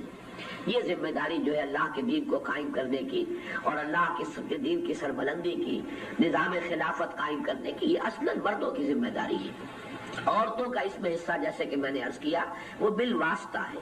وہ اپنے مردوں کو اس کام پر آمادہ کریں۔ جو تبلیغ کریں گی، جس تحریک سے، اگر ان کی تحریک سے کوئی مرد جو ہے اس میدان میں وہ متحرک ہو جاتے ہیں، سرگرم ہو جاتے ہیں، تو ان کے اجر و ثواب میں سے انہیں حصہ ملتا رہے گا۔ اپنے شوہروں کو، اپنے بھائیوں کو، اپنے اور محرم جو مرد ہیں ان کو آمادہ کریں۔ اور پھر ایک خاتون خانہ اپنے شوہر کو اپنے گھریلو ذمہ داریوں سے بالکل فارغ کر دے۔ بچوں کے لیے بھی ظاہر بات ہے کہ تربیت کے اندر باپ کا بھی حصہ ہوتا ہے، ماں کا بھی حصہ ہوتا ہے، اور کچھ نہ کچھ حق ہے۔ ہر عورت چاہتی ہے کہ اس کا شوہر اگر اس کے پاس 8 گھنٹے وہ دفتر میں یا 10 گھنٹے جانا آنا ملا لیجئے، اس کے بعد پھر یہ کہ وہ گھر میں رہے، بچوں کے سروں پر بھی باپ کا سایہ جو ہے گھروں کے اندر بھی ہو، اور اس طریقے سے کچھ گھر کے اندر بھی اسے وقت گزارنا چاہیے۔ اس پہلو سے اگر کوئی مسلمان خاتون اپنے جائز حقوق کے اندر کمی برداشت کرتی ہے، اگر اس کے اندر سے وہ ایثار کر کے اپنے شوہر کو فارغ کرتی ہے، بچوں کی تربیت اور تعلیم میں بھی جو حصہ شوہر کا ہونا چاہیے تھا وہ بھی خود اضافی طور پر خود ذمہ داری قبول کر لیتی ہے، تاکہ شوہر بالکل فارغ ذہن ہو کر اور گھریلو ذمہ داریوں سے گویا کہ اپنے آپ کو یکسو پا کر پوری طرح دین کی خدمت کے اندر اور اقامت دین کی جد و جہد میں لگا رہے، تو یہ ان کا بالواسطہ حصہ ہو جائے گا اس جد و جہد کے اندر۔ لیکن براہ راست اقامت دین کی ذمہ داری اور اس کے خاص طور پر وہ مراحل، ظاہر بات ہے کہ دعوت و تبلیغ بھی اسی کا ایک مرحلہ ہے، اور دعوت و تبلیغ میں مسلمان خاتون حصہ لے سکتی ہے، جیسا کہ میں عرض کر چکا ہوں۔ دوسرے لیول پر یہ ذمہ داری مسلمان خاتون کی بھی ہے، لیکن دائرہ کار اس کا جدا ہو جائے گا، اس کی محدود ہے دائرہ کار۔ لیکن یہ کہ بہرحال اس نے ایک آدمی کو بھی تیار کر دیا ہے تو اس سے بھی اس جد و جہد کے اندر ایک بہت بڑی تقویت اسے حاصل ہوگی۔ اس پہلو سے ان تینوں لیول کی جو فرائض ہیں اور جو ذمہ داریاں ہیں ان کو اگر سمجھا جائے تو مسلمان مردوں اور مسلمان عورتوں پر یہ ساری ذمہ داریاں اصولی اعتبار سے ان پرنسپل عائد ہوتی ہیں۔ لیکن یہ کہ ان چاروں ذمہ داریوں میں سب سے پہلی ذمہ داری، سب سے بنیادی ذمہ داری ایمان کی تحصیل، یہ یکساں ذمہ داری ہے مسلمان مرد کی، مسلمان عورت کی۔ پھر نمبر 2، اللہ کے احکام پر عمل کرنا خود، یہ وہ ذمہ داری ہے جو مرد کی بھی ہے عورت کی بھی ہے۔ نماز فرض ہے مرد پر بھی عورت پر بھی، لیکن کی نماز فرمایا گیا فرض نماز مسجد کے اندر ادا کرو اور حتی الامکان اس کے اندر کوتاہی نہ ہو۔ عورت کی نماز افضل ہوگی اس کے اپنے گھر میں۔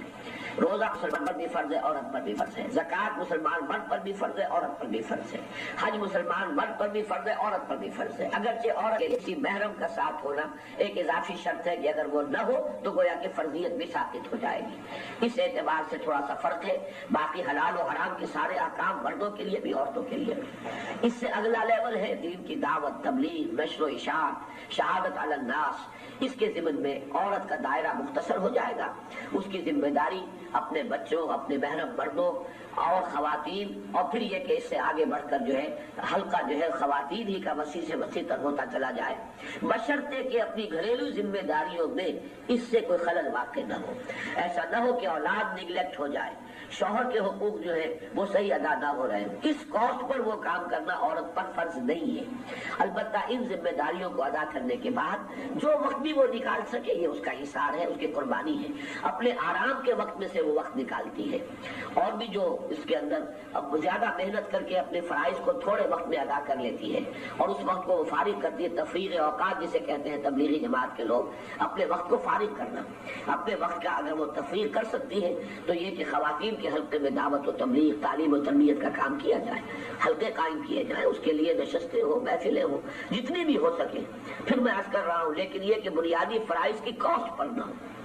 اگلی منزل سب سے اونچی منزل، البتہ یہ کہ چونکہ سب سے اونچی منزل کا لفظ زبان پر آ گیا تو ایک بات واضح کر دوں کہ یہ بات اپنی جگہ ہے۔ 3 منزلہ عمارت میں سب سے بلند جو ہے مقام وہ تو تیسری منزل کی چھت ہے، لیکن اہم ترین شے جو ہے وہ بنیاد ہے۔ اس اعتبار سے دونوں چیزوں کو اپنے ذہن میں رکھنا ضروری ہے۔ بلندی میں تیسری منزل بلند ترین، اہمیت کے اعتبار سے بنیاد سب سے زیادہ اہم، پھر وہ ستون، وہ چاروں ستون جن کے اوپر کے تینوں چھتوں کا بوجھ آ رہا ہے وہ انتہائی اہم۔ تو پہلی منزل اہم ترین، اس لیے کہ پہلی منزل ہوگی تو دوسری تعمیر ہوگی، دوسری جو ہے براہ راست تعمیر نہیں کی جا سکتی، دوسری ہوگی تو تیسری تعمیر ہوگی، تیسری بھی کہیں خلا میں معلق طور پر تعمیر نہیں کی جا سکتی۔ اس اعتبار سے اہمیت سے ہم دیکھیں گے تو سب سے اہم ہے پہلی منزل، پھر دوسری، پھر تیسری۔ ہاں بلندی کے اعتبار سے اس میں کوئی شک نہیں کہ بلند ترین ہے تیسری، اس سے کم تر ہے دوسری، اور سب سے کم ہے پہلی۔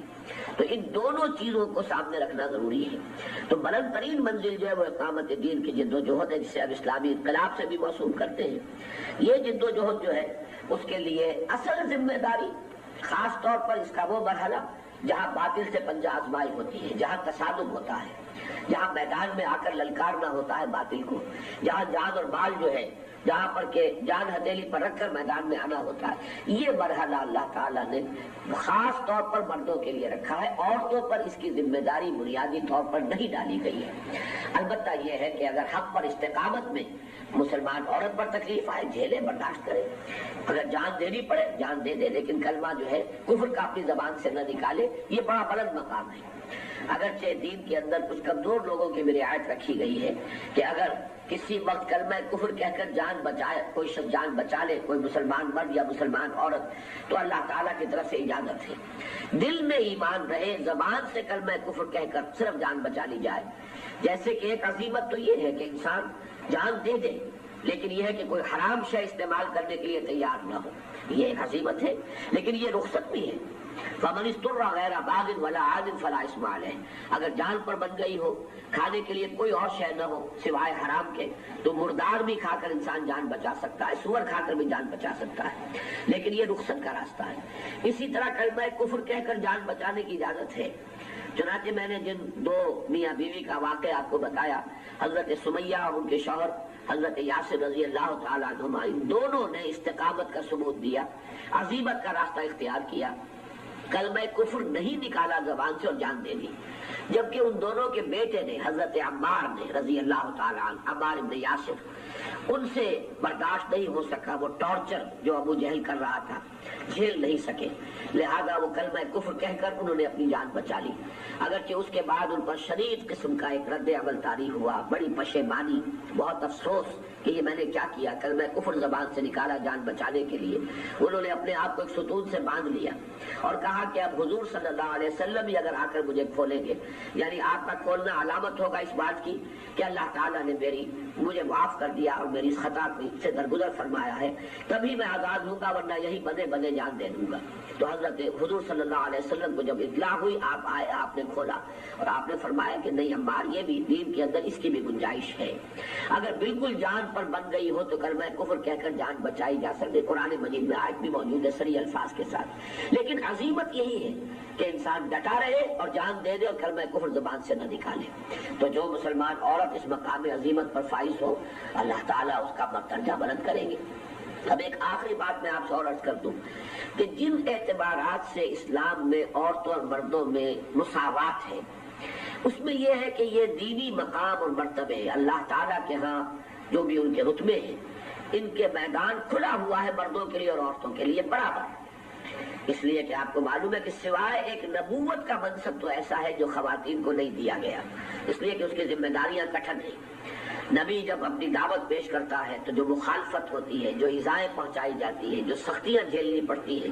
اللہ تعالیٰ نے جیسے کہ خواتین کو اللہ اپنی راہ میں قتال کی ذمہ داری سے بری کیا ہے، ان سختیوں سے بھی بری کیا ہے۔ نبوت کا منصب تو خواتین کو نہیں دیا گیا، باقی سب تمام مناصب، شہادت کا رتبہ ان کے لیے ہے، صدیقیت کا مقام ان کے لیے ہے، صدیق اکبر ہے مردوں میں حضرت ابوبکر صدیق، تو صدیقہ کبریٰ ہے خواتین میں حضرت خدیجہ رضی اللہ تعالیٰ عنہ۔ تو یہ مقامات، یہ مراتب، ولایت ہے، اللہ کی ولی ایک خاتون بھی ہو سکتی ہے، اللہ کا ولی ایک مرد بھی ہو سکتا ہے،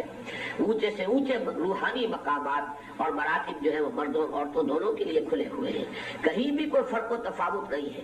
البتہ دینی فرائض کے ضمن میں اللہ تعالیٰ نے اپنی حکمت سے جو فرق اور تفاوت رکھا ہے وہ میں نے اپنے فہم کے مطابق امکانی حد تک آپ کے سامنے رکھ دیا ہے۔ اور اس میں پھر میں عرض کروں گا کہ ایک بات جس کا کہ میں نے درمیان میں ذکر کیا تھا، آج کے معاشرے میں جو دین کی پہلی منزل ہے، خود دین پر کاربند رہنا، اس کے اعتبار سے مسلمان مردوں کا سب سے کٹھن امتحان ہے عقل حلال۔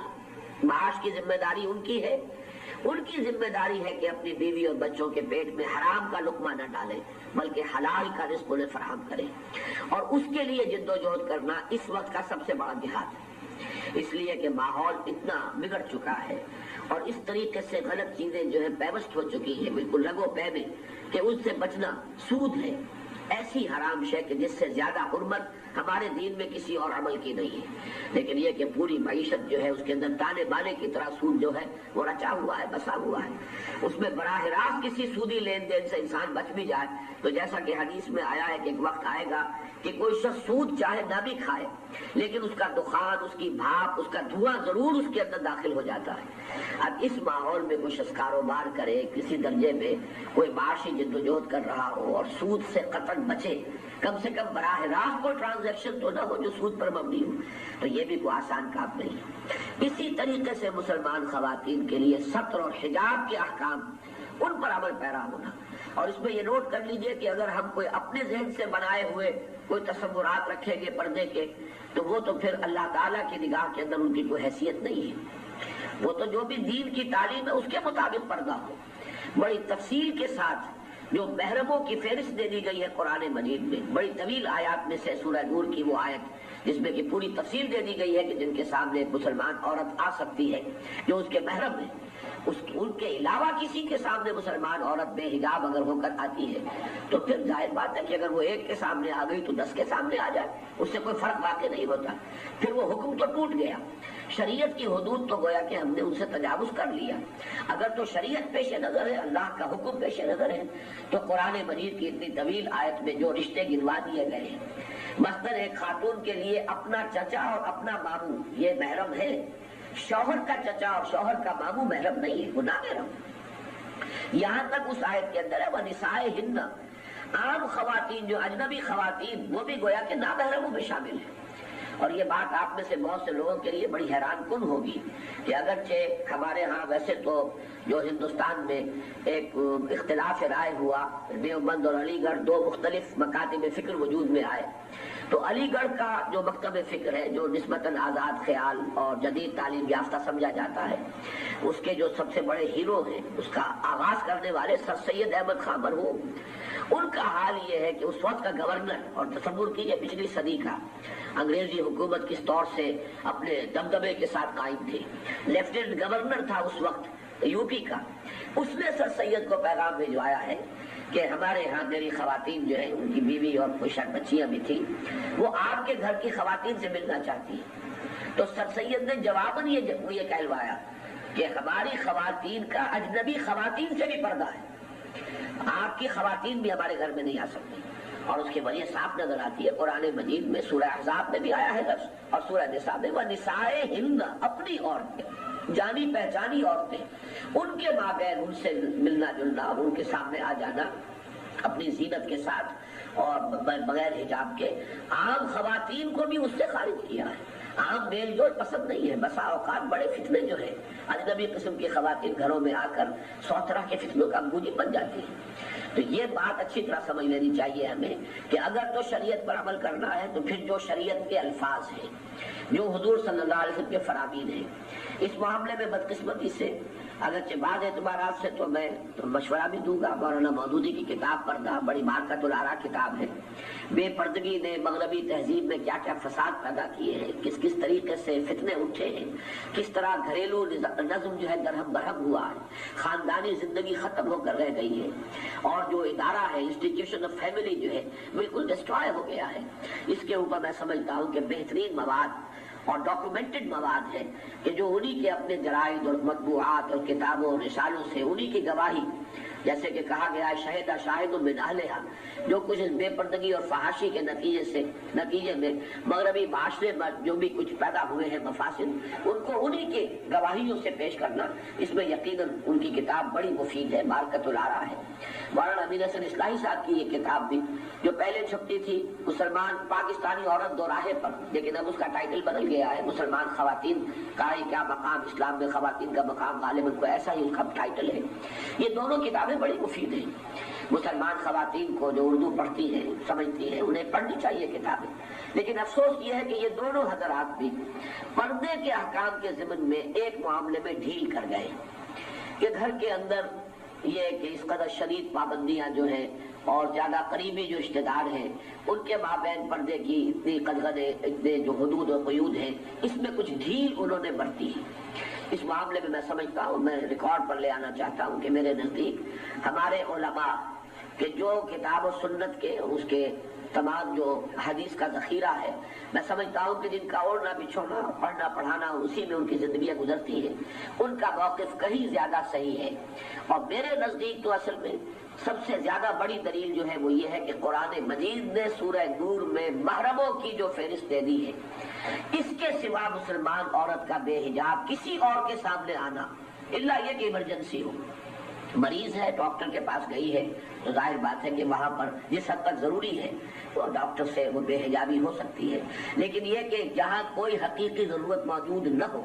خدا نہ خواستہ کوئی مسلمان عورت جو ہے کہیں کسی جگہ کسی نہر میں، پانی میں، تالاب میں ڈوب رہی ہو، اب یہاں نہیں دیکھا جائے گا کہ کوئی محرم ہی مرد ہو اور وہ جا کر اسے بچائے، یہ تو ایمرجنسی کی صورتحال ہے۔ خدا نہ خواستہ کسی گھر میں آگ لگ گئی ہو اور اس میں سے اب ریسکیو آپریشن ہو اور بچوں کو، خواتین کو نکالنا ہو، یہاں محرم اور نامحرم کی تقسیم نہیں رہے گی، لیکن عام حالات میں محرموں اور نامحرموں کے مابین وہ فرق و امتیاز اور محرموں کی وہی فہرست کہ جو قرآن مجید میں آ گئی ہے، اس سے تجاوز کرنا در حقیقت پھر گویا کہ شریعت کے اس حدود کو ایک مرتبہ پھلانگ دینا تو ہے۔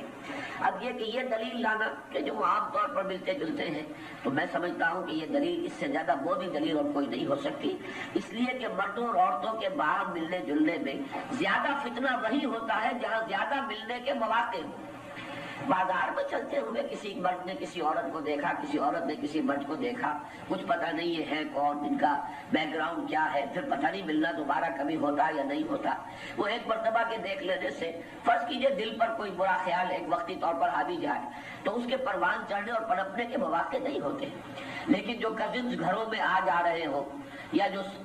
سالیاں اور بہنوئیوں کا آپس کے اندر جو ہے وہ ظاہر بات ہے کہ ملنا بھی ہے، بیٹھنا بھی ہے، یہ تو پھر اختلاط ہوگا، تو یہ کوئی سالوں بعد کا اختلاط نہیں ہے، یہ تو اس کے مواقع جو ہے وہ آتے رہتے ہیں، اور جتنا اس کا امکان ہے کہ اس صورتحال میں فتنے کے پیدا ہونے کا، وہ عام سڑک پر چلتے ہوئے کسی نامحرم کو دیکھنے میں اتنا فتنہ نہیں ہے۔ اس اعتبار سے اگر تو حجاب اور ستر کے احکام کی کوئی عقلی بنیاد ہے تو پھر وہ اس کیفیت میں گھروں میں عام آمد و رفت جو ہے، جو عام کزنس کا آنا جانا ہے، یا یہ کہ رشتہ داریوں کا اور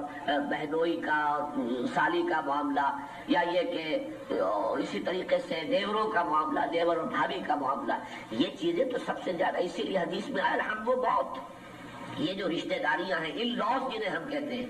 اس کے بارے میں ہم جو ہے وہ صرف دیور کو نہیں کہتے، بلکہ یہ کہ جو بھی شوہر کے رشتے سے رشتے بنے ہیں، جسے کہ انگریزی میں آپ ان لا کہتے ہیں، برادر ان لا اور سن ان لا اور فلاں ان لا، یہ جو ان لاز کا معاملہ ہے،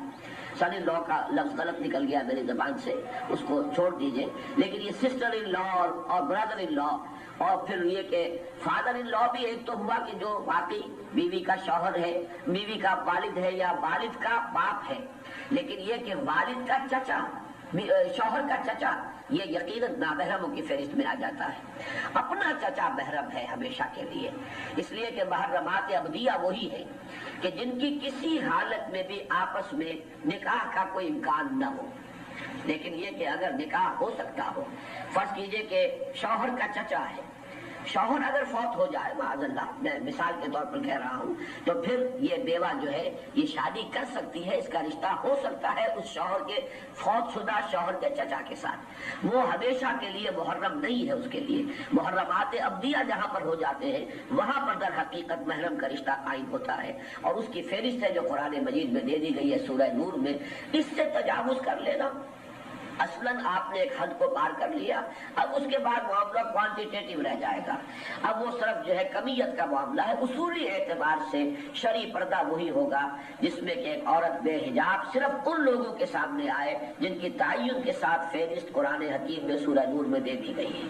اور جیسا کہ میں نے عرض کیا، آج کے دور میں واقعہ یہ ہے کہ اس سے زیادہ سخت امتحان اور اس سے زیادہ اپنے اسلام کے لیے اور اپنے ایمان کے لیے اس سے بڑی آزمائش اور کوئی نہیں ہے۔ اللہ تعالیٰ تمام خواتین کو توفیق دے کہ وہ اس میدان میں بھی پوری اترے اور باقی بھی اپنے تمام دینی فرائض کا شعور حتی الامکان حاصل کریں۔ سب سے بڑھ کر یہ کہ ایمان کی نعمت کو زیادہ سے زیادہ اللہ نے جنہیں دی ہے یہ پونجی اسے بڑھائیں، اس کی گہرائی میں، اس کی وسعت میں، اس کی گہرائی میں اضافہ کریں، اور پھر اسی کے ذریعے سے بقیہ دینی فرائض جو ہے ان کی ادائیگی کا معاملہ بھی آسان ہو جائے گا۔ اقول قولی ھذا واستغفر اللہ لی ولکم ولسائر المسلمین والمسلمات۔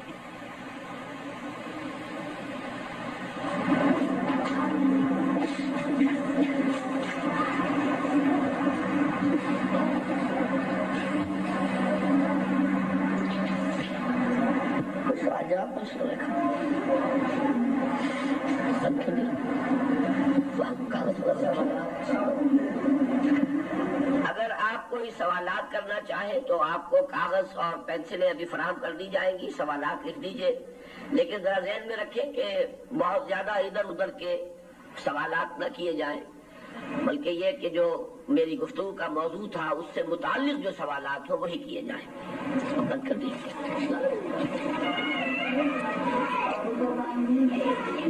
خواتین ذرا متوجہ ہو جائیں، آپ کے جو سوالات ہیں میں ان کو پڑھ کر ان کے ضمن میں کچھ وضاحت کر رہا ہوں۔ پہلی بات یہ کہ کیا قرآن کی تبلیغ کے لیے کسی فقہی مدرسے کی سند لینا لازمی ہے؟ میرے خیال میں کسی مدرسے کی سند ضروری نہیں ہے،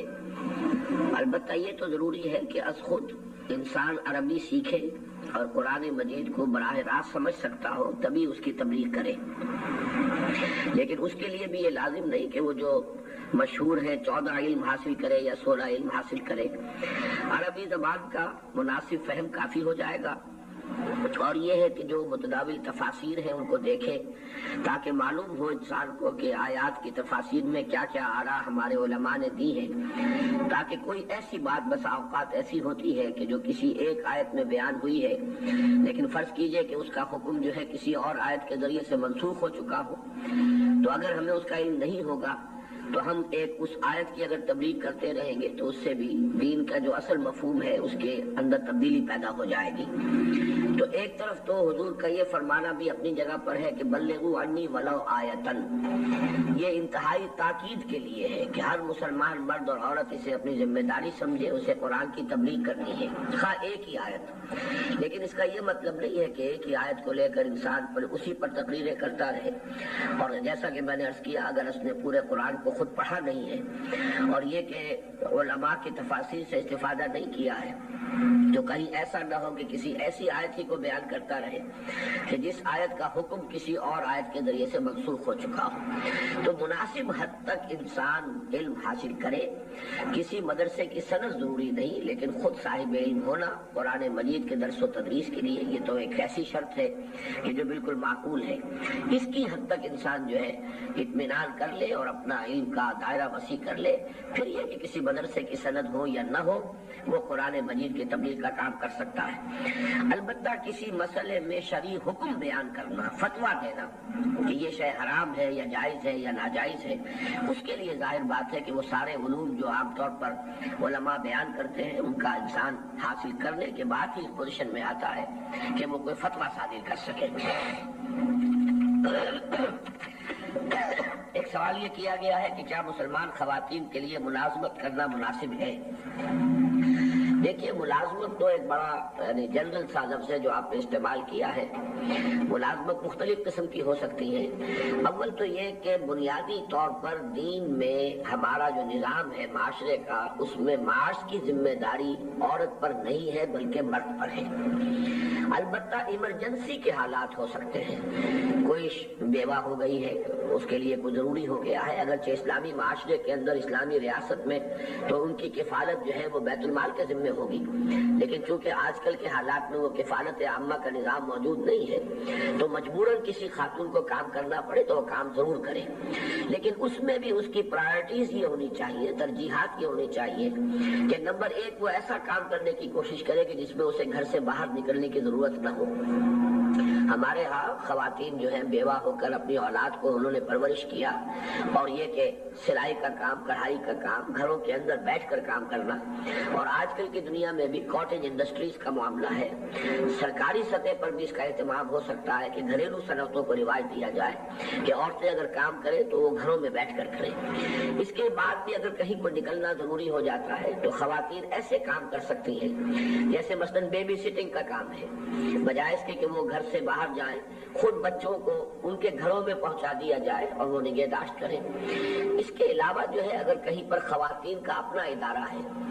مثلاً یہ کہ کوئی گرلز اسکول ہے، اس میں کوئی خاتون ٹیچر ہے تو اس میں کوئی حرج نہیں، کوئی فتنے کی بات نہیں، بچیوں کو پڑھانا ہے۔ گرلز کالج ہے، اس میں کوئی خاتون لیکچرر ہے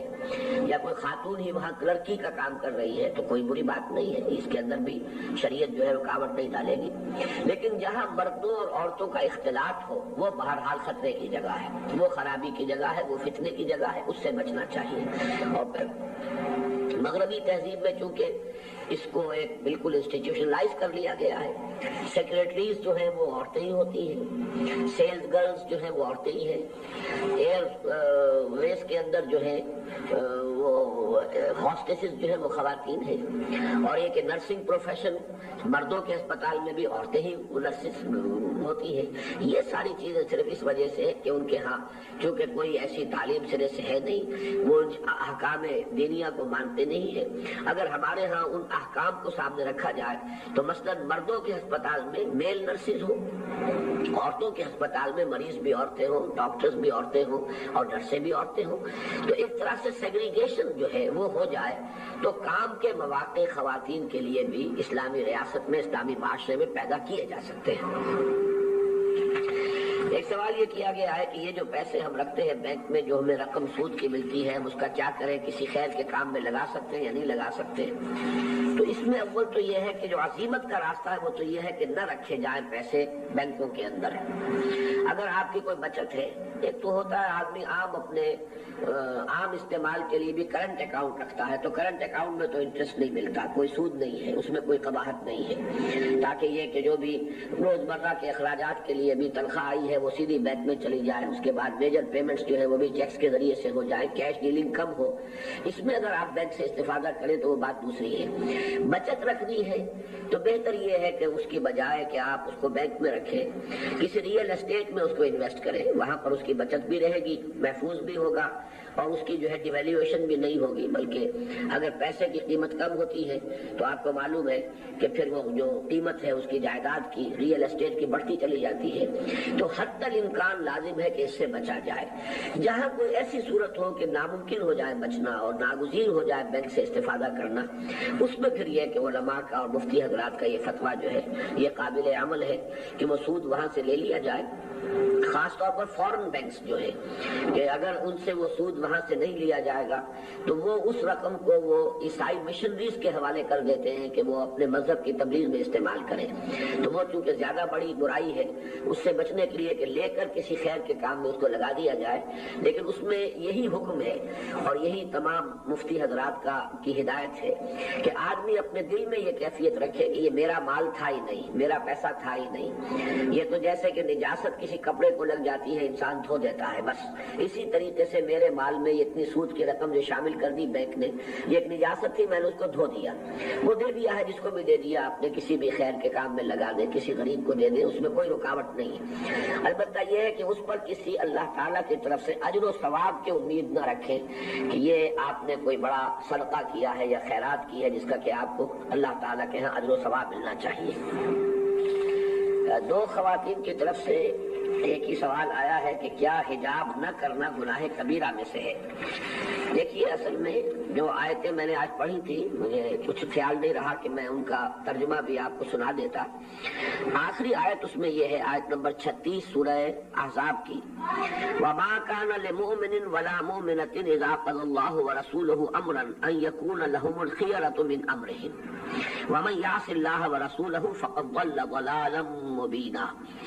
اور کسی مسلمان مرد اور کسی مسلمان عورت کے لیے یہ جائز نہیں ہے، اس کے شایان شان نہیں ہے کہ جب اللہ اور اس کے رسول نے کوئی معاملہ طے کر دیا ہو، کوئی فیصلہ دے دیا ہو، کوئی حکم صادر فرما دیا ہو، تو پھر بھی وہ یہ سمجھے کہ انہیں کوئی اختیار اور چوائس حاصل ہے. ظاہر بات ہے کہ ایمان کا تقاضا تو یہ ہے کہ جب اللہ اور اس کے رسول کا حکم آ گیا سر تسلیم خم. اب وہ حکم چھوٹا ہے یا بڑا یہ تو ایک ریلیٹیو سی بات ہے. ایک آدمی میں احساس اگر زیادہ ہے تو اسے چھوٹا حکم بھی بڑا نظر آئے گا. اگر کسی سے آپ کو محبت زیادہ ہے تو اس کی ادنا سی فرمائش بھی آپ کو معلوم ہوگا کہ بہت بڑا حکم ہے اور واجب التعمیل ہے. کسی کی آپ کے نگاہ میں وقت نہیں ہے تو وہ چاہے حکم کا کتنا ہی انداز اختیار کر لے حق کو مانا، آپ اس کی بات کی پرواہ نہیں کرتے. اس اعتبار سے یہ کبیرہ اور صغیرہ کا جو بھی فرق ہے یہ در حقیقت آربیٹریری ہے. اس لیے کہ علماء کا کہنا یہ ہے کہ صغیرہ گناہ پر بھی اگر مداومت کی جائے، مسلسل کیا جاتا رہے تو وہ کبیرہ میں شامل ہو جاتا ہے. تو فرض کیجئے کہ بے پردگی جو ہے یا حجاب پر عمل پیرا نہ ہونا یہ اگر صغیرہ گناہ ہو تب بھی وہ مسلسل ہو رہا ہے، پیہم ہو رہا ہے، متواتر ہو رہا ہے تو وہ کبیرہ ہی کے حکم میں آ جائے گا.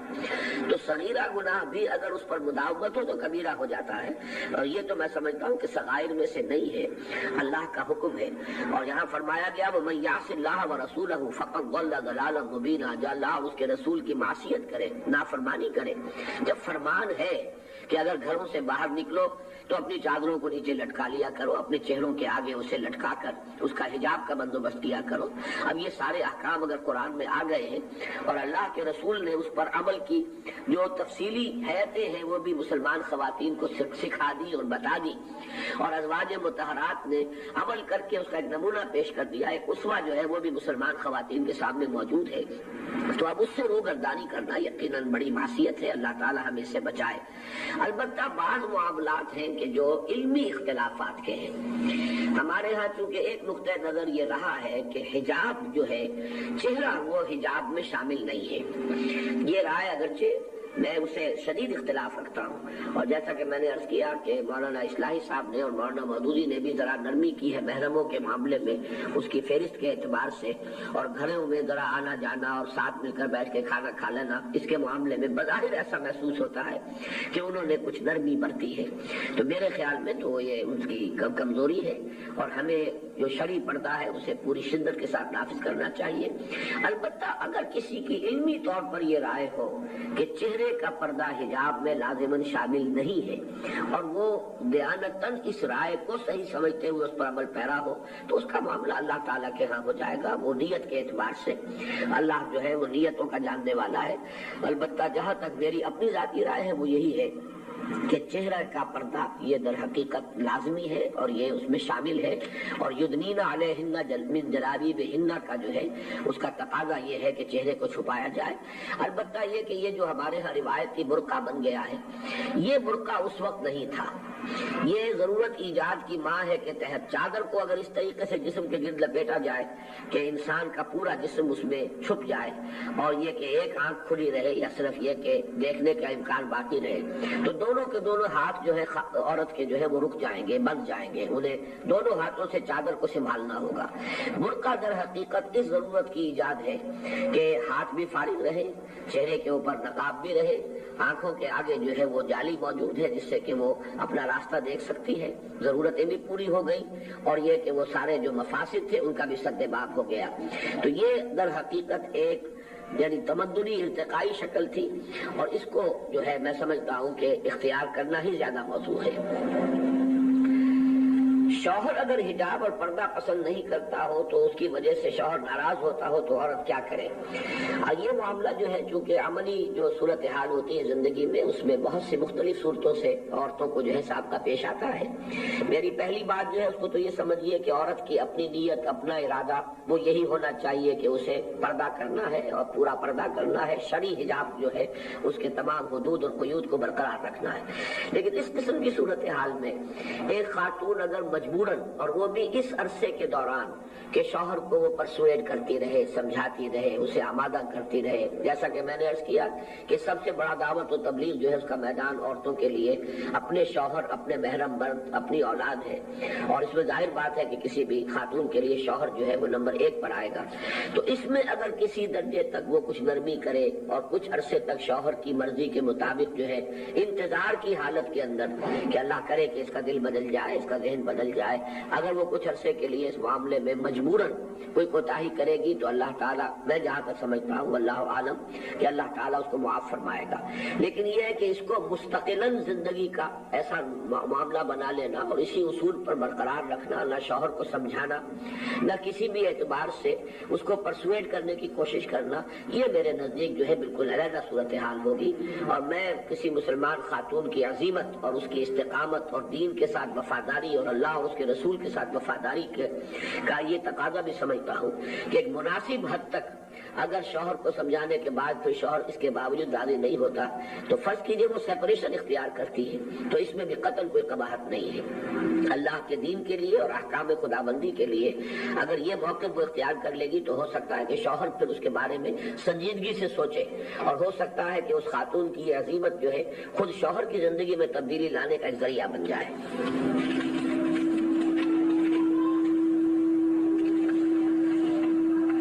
یہ سوالات تو اب آپ کے بہت زیادہ آنے شروع ہو گئے۔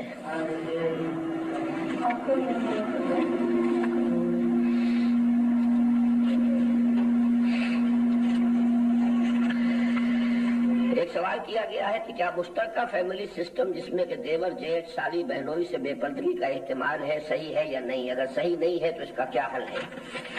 اصل میں یہ جو کامن فیملی سسٹم ہے یہ ہندوانہ تمدن کے اثرات ہیں ہمارے ہاں۔ اسلام کا جو معاشرتی مزاج ہے اس میں یہ مشترک خاندانی نظام جو ہے اس کے ساتھ فٹ بیٹھتا ہی نہیں ہے، اور ویسے بھی یہ ہے کہ معاشرتی طور پر بھی اس میں بڑے مفاسد پیدا ہوتے ہیں، یعنی عورت اور مرد کے اختلاط سے جو فتنے پیدا ہوتے ہیں اس کے سوا بہت سی شکایتیں اور بہت سا ٹینشنز رہتے ہیں۔ اسلام تو اس کو پسند کرتا ہے کہ علیحدہ علیحدہ گھر ہو، چھوٹے سے چھوٹا گھر ہو لیکن علیحدہ گھر ہو، جس میں کہ خاتون بھی پوری اپنے آپ کو سمجھے کہ یہاں میری آزادی اور میری مرضی جو ہے وہ خاتون خانہ کی حیثیت سے پوری طرح کانفیڈنس فیل کرے کہ یہاں کی میں ہی ذمہ دار ہوں اور میری ہی مرضی یہاں چل رہی ہے۔ ورنہ یہ کہ مشترک معاملہ، پھر ساس اور بہو کا معاملہ، دیورانیوں اور بھابھیوں کا معاملہ، جیٹھانیوں کے معاملے، یہ سارے جو معاملے ہوتے ہیں اس سے جو خرابیاں پیدا ہوتی ہیں معاشرتی سطح پر، اس کا بھی سد باب اسی طرح ہے کہ یہ مشترک خاندانی نظام نہیں اپنانا چاہیے، بلکہ علیحدہ علیحدہ چھوٹے یونٹ ہونے چاہیے۔ البتہ جہاں کوئی مجبوری ہو،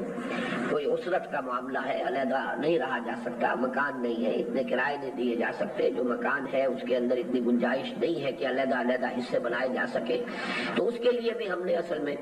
جو ہم نے ایک سرکولر متعین کیا تھا، بہت سے مفتی حضرات سے استصواب کر کے اور ان سے فتویٰ مانگ کر پھر ہم نے تفصیلی احکام معین کر دیے ہیں۔ تنظیم اسلامی کے تحت جو خواتین اس میں شریک ہوتی ہیں یا جو مرد اس میں شامل ہوتے ہیں وہ بھی اپنے گھروں میں جو شرعی پردے کا نظام نافذ کرتے ہیں، تو اس میں اس صورتحال کو بھی ہم نے تفصیلاً کور کیا ہے کہ ایسی حالت میں بھی رو در رو نہ ہوا جائے۔ فرض کیجئے کہ مجبوری ہے، ایک ہی گھر میں 2 بھائی رہ رہے ہیں، ان کی بیویاں بھی ہیں اور وہ دیور اور جیٹھ کا معاملہ ہے، تو یہ کہ آمنے سامنے ہو کر ہم کلام نہ ہوا جائے۔ پچھلے زمانے میں ہوتا تھا پیٹ پھیر لیتی تھی خواتین، گھونگھٹ نکال لیتی تھی کہ کوئی دیور پاس سے گزر رہا ہے تو ادھر گھونگھٹ نکال لیا ہے۔ اس طریقے سے یہ ساری چیزیں جو ہے اس میں جس حد تک بھی عمل پیرا ہوا جائے گا ان ویلیوز کو سامنے رکھتے ہوئے کہ جو شریعت کو مطلوب ہے اتنا ہی اللہ تعالیٰ اجر و ثواب عطا فرمائے گا۔ تو مجبوری کی حالت کے اندر اس طرح کی جو تدبیریں ہیں وہ بھی اختیار کر لی جائیں تو انشاءاللہ اس سے وہ جو حکم پر عمل کرنے کا حق ہے وہ ادا ہو جائے گا۔ ایک اور صاحبہ نے بھی یہی سوال کیا تھا، اس کا جواب میں دے چکا ہوں۔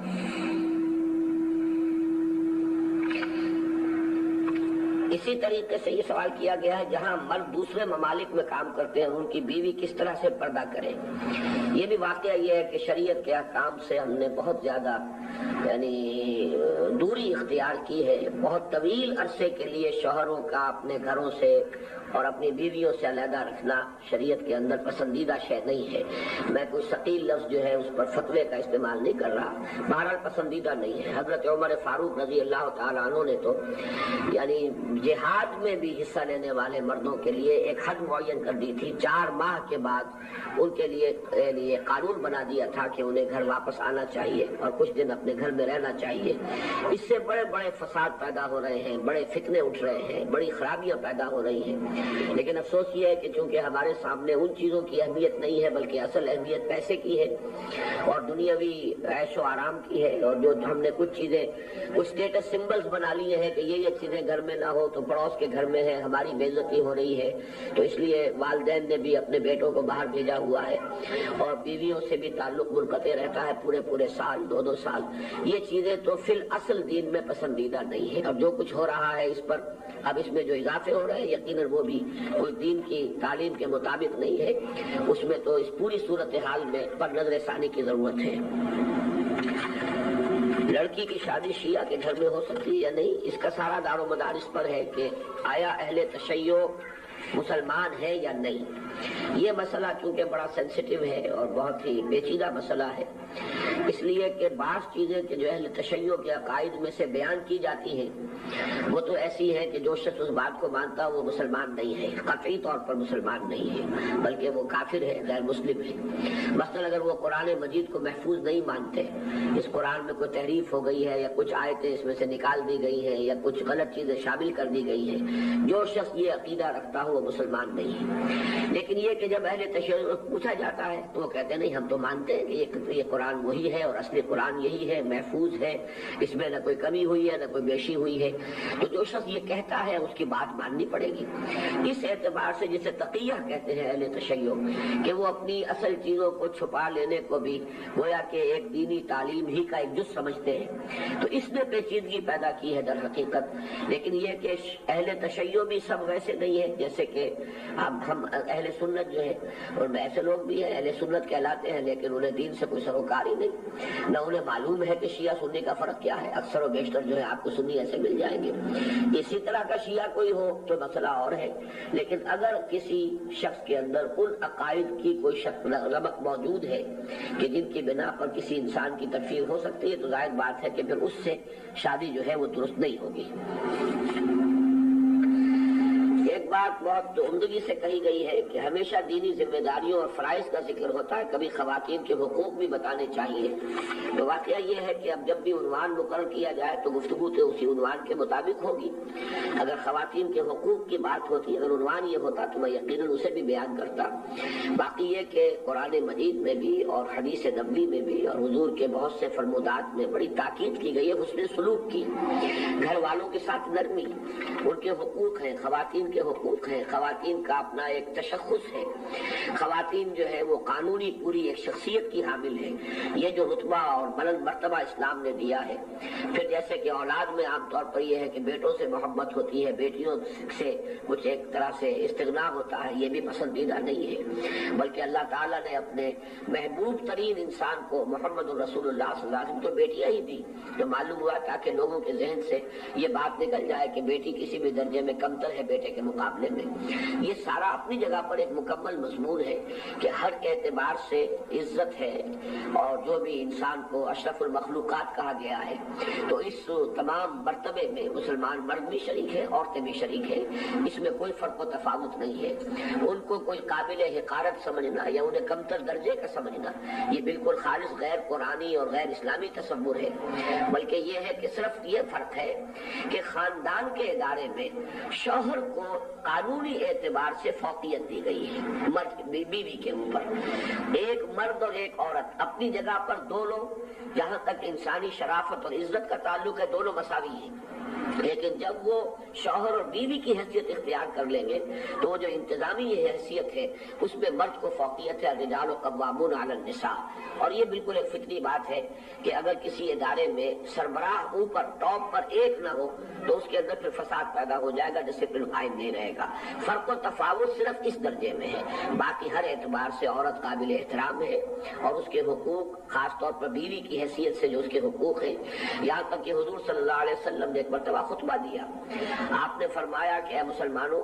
کچھ ایسے لوگ ہیں تم میں سے جن کی خواتین آتی ہیں ہمارے گھروں میں، میرے گھروں میں، میری ازواج کے پاس آ کر وہ اپنی شوہروں کی شکایت کرتی ہیں، تو میں تم سے بس ایک بات کہتا ہوں کہ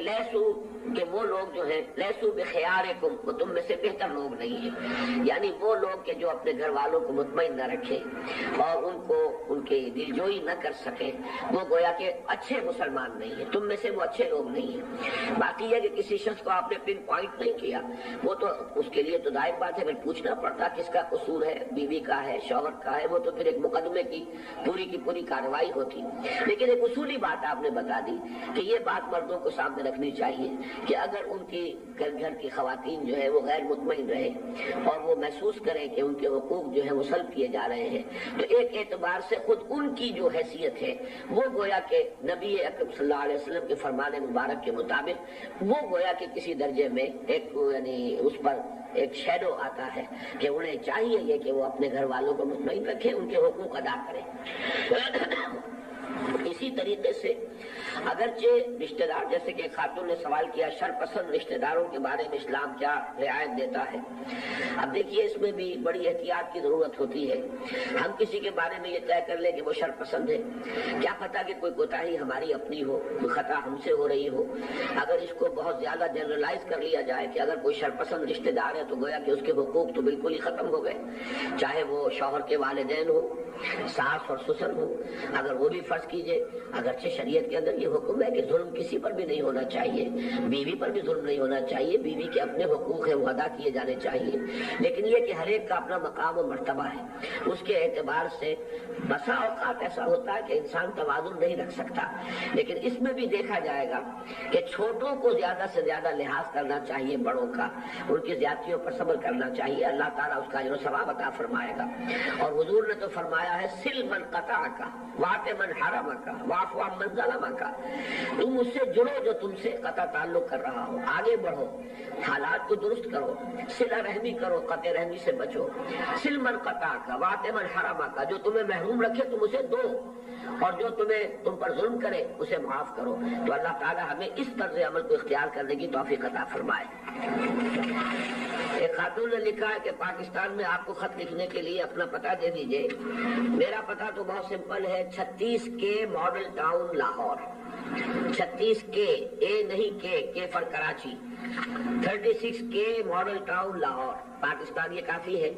البتہ یہ کہ میں آپ کو یہ بتا دوں کہ ہمارا تنظیم اسلامی کا ایک حلقہ خواتین بھی ہے،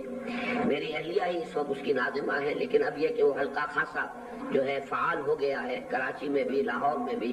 لیکن یہ کہ اس کا دائرہ اسی اصول کے مطابق کا دائرہ کار جو میں نے آج اپنی تقریر میں آپ کے سامنے بیان کر دیا ہے۔ تو ویسے یہ کہ اگر خط و کتابت آپ اس حلقے کے ذریعے سے کریں، اس کا بھی ایڈریس یہی ہے، 36K ماڈل ٹاؤن لاہور، تو اگر اس کی وساطت سے ہو تو بہتر ہے۔ ایک خاتون نے پوچھا ہے کہ محرم کے بغیر عمرے کے لیے جا سکتے ہیں یا نہیں؟ دیکھیے عمرہ جو ہے فرض نہیں ہے، ایک نفلی عبادت ہے، اس نفلی عبادت کے لیے اتنا بے چین ہونا کہ اگر وہ محرم کی شرط پوری نہیں ہو رہی ہے تب بھی کوئی خاتون جو ہے وہ اس پر تلی ہوئی ہو کہ عمرہ ضرور کرنا ہے، یہ بھی در حقیقت دین کی اصل روح کو نہ سمجھنے کا نتیجہ ہے۔ دین میں فرض ہے، حج فرض ہے، اور اس فرض کے لیے بھی محرم کی شرط ہے، تو اب اس پر قیاس کیجئے کہ عمرہ تو فرض ہے ہی نہیں، اس کے لیے اس شرط کو ختم کرنے کا خیال دل میں لانا جو ہے یہ گویا کہ دین کو نہ سمجھنے کا ہی در حقیقت نتیجہ ہے، ورنہ یہ کہ ہر شے کی اپنی قدر و قیمت ہے۔ حضور صلی اللہ علیہ وسلم کا اور ہمارا طرز عمل بہت مختلف ہے۔ حضور صلی اللہ علیہ وسلم کا آپ کو معلوم ہے کہ جب مکہ فتح ہو گیا ہے اس کے بعد تو کوئی رکاوٹ نہیں تھی، آپ ہر مہینے عمرہ کرتے، ہر سال عمرہ کرتے، ہر سال حج کرتے، کوئی رکاوٹ نہیں تھی، لیکن حضور صلی اللہ علیہ وسلم نے فتح فتح مکہ کے بعد کوئی عمرہ نہیں کیا، حج بھی کیا صرف ایک کیا، حالانکہ سن 8 کے رمضان میں حج جو ہے مکہ فتح ہو گیا، اسی سال بھی آپ حج کر سکتے تھے،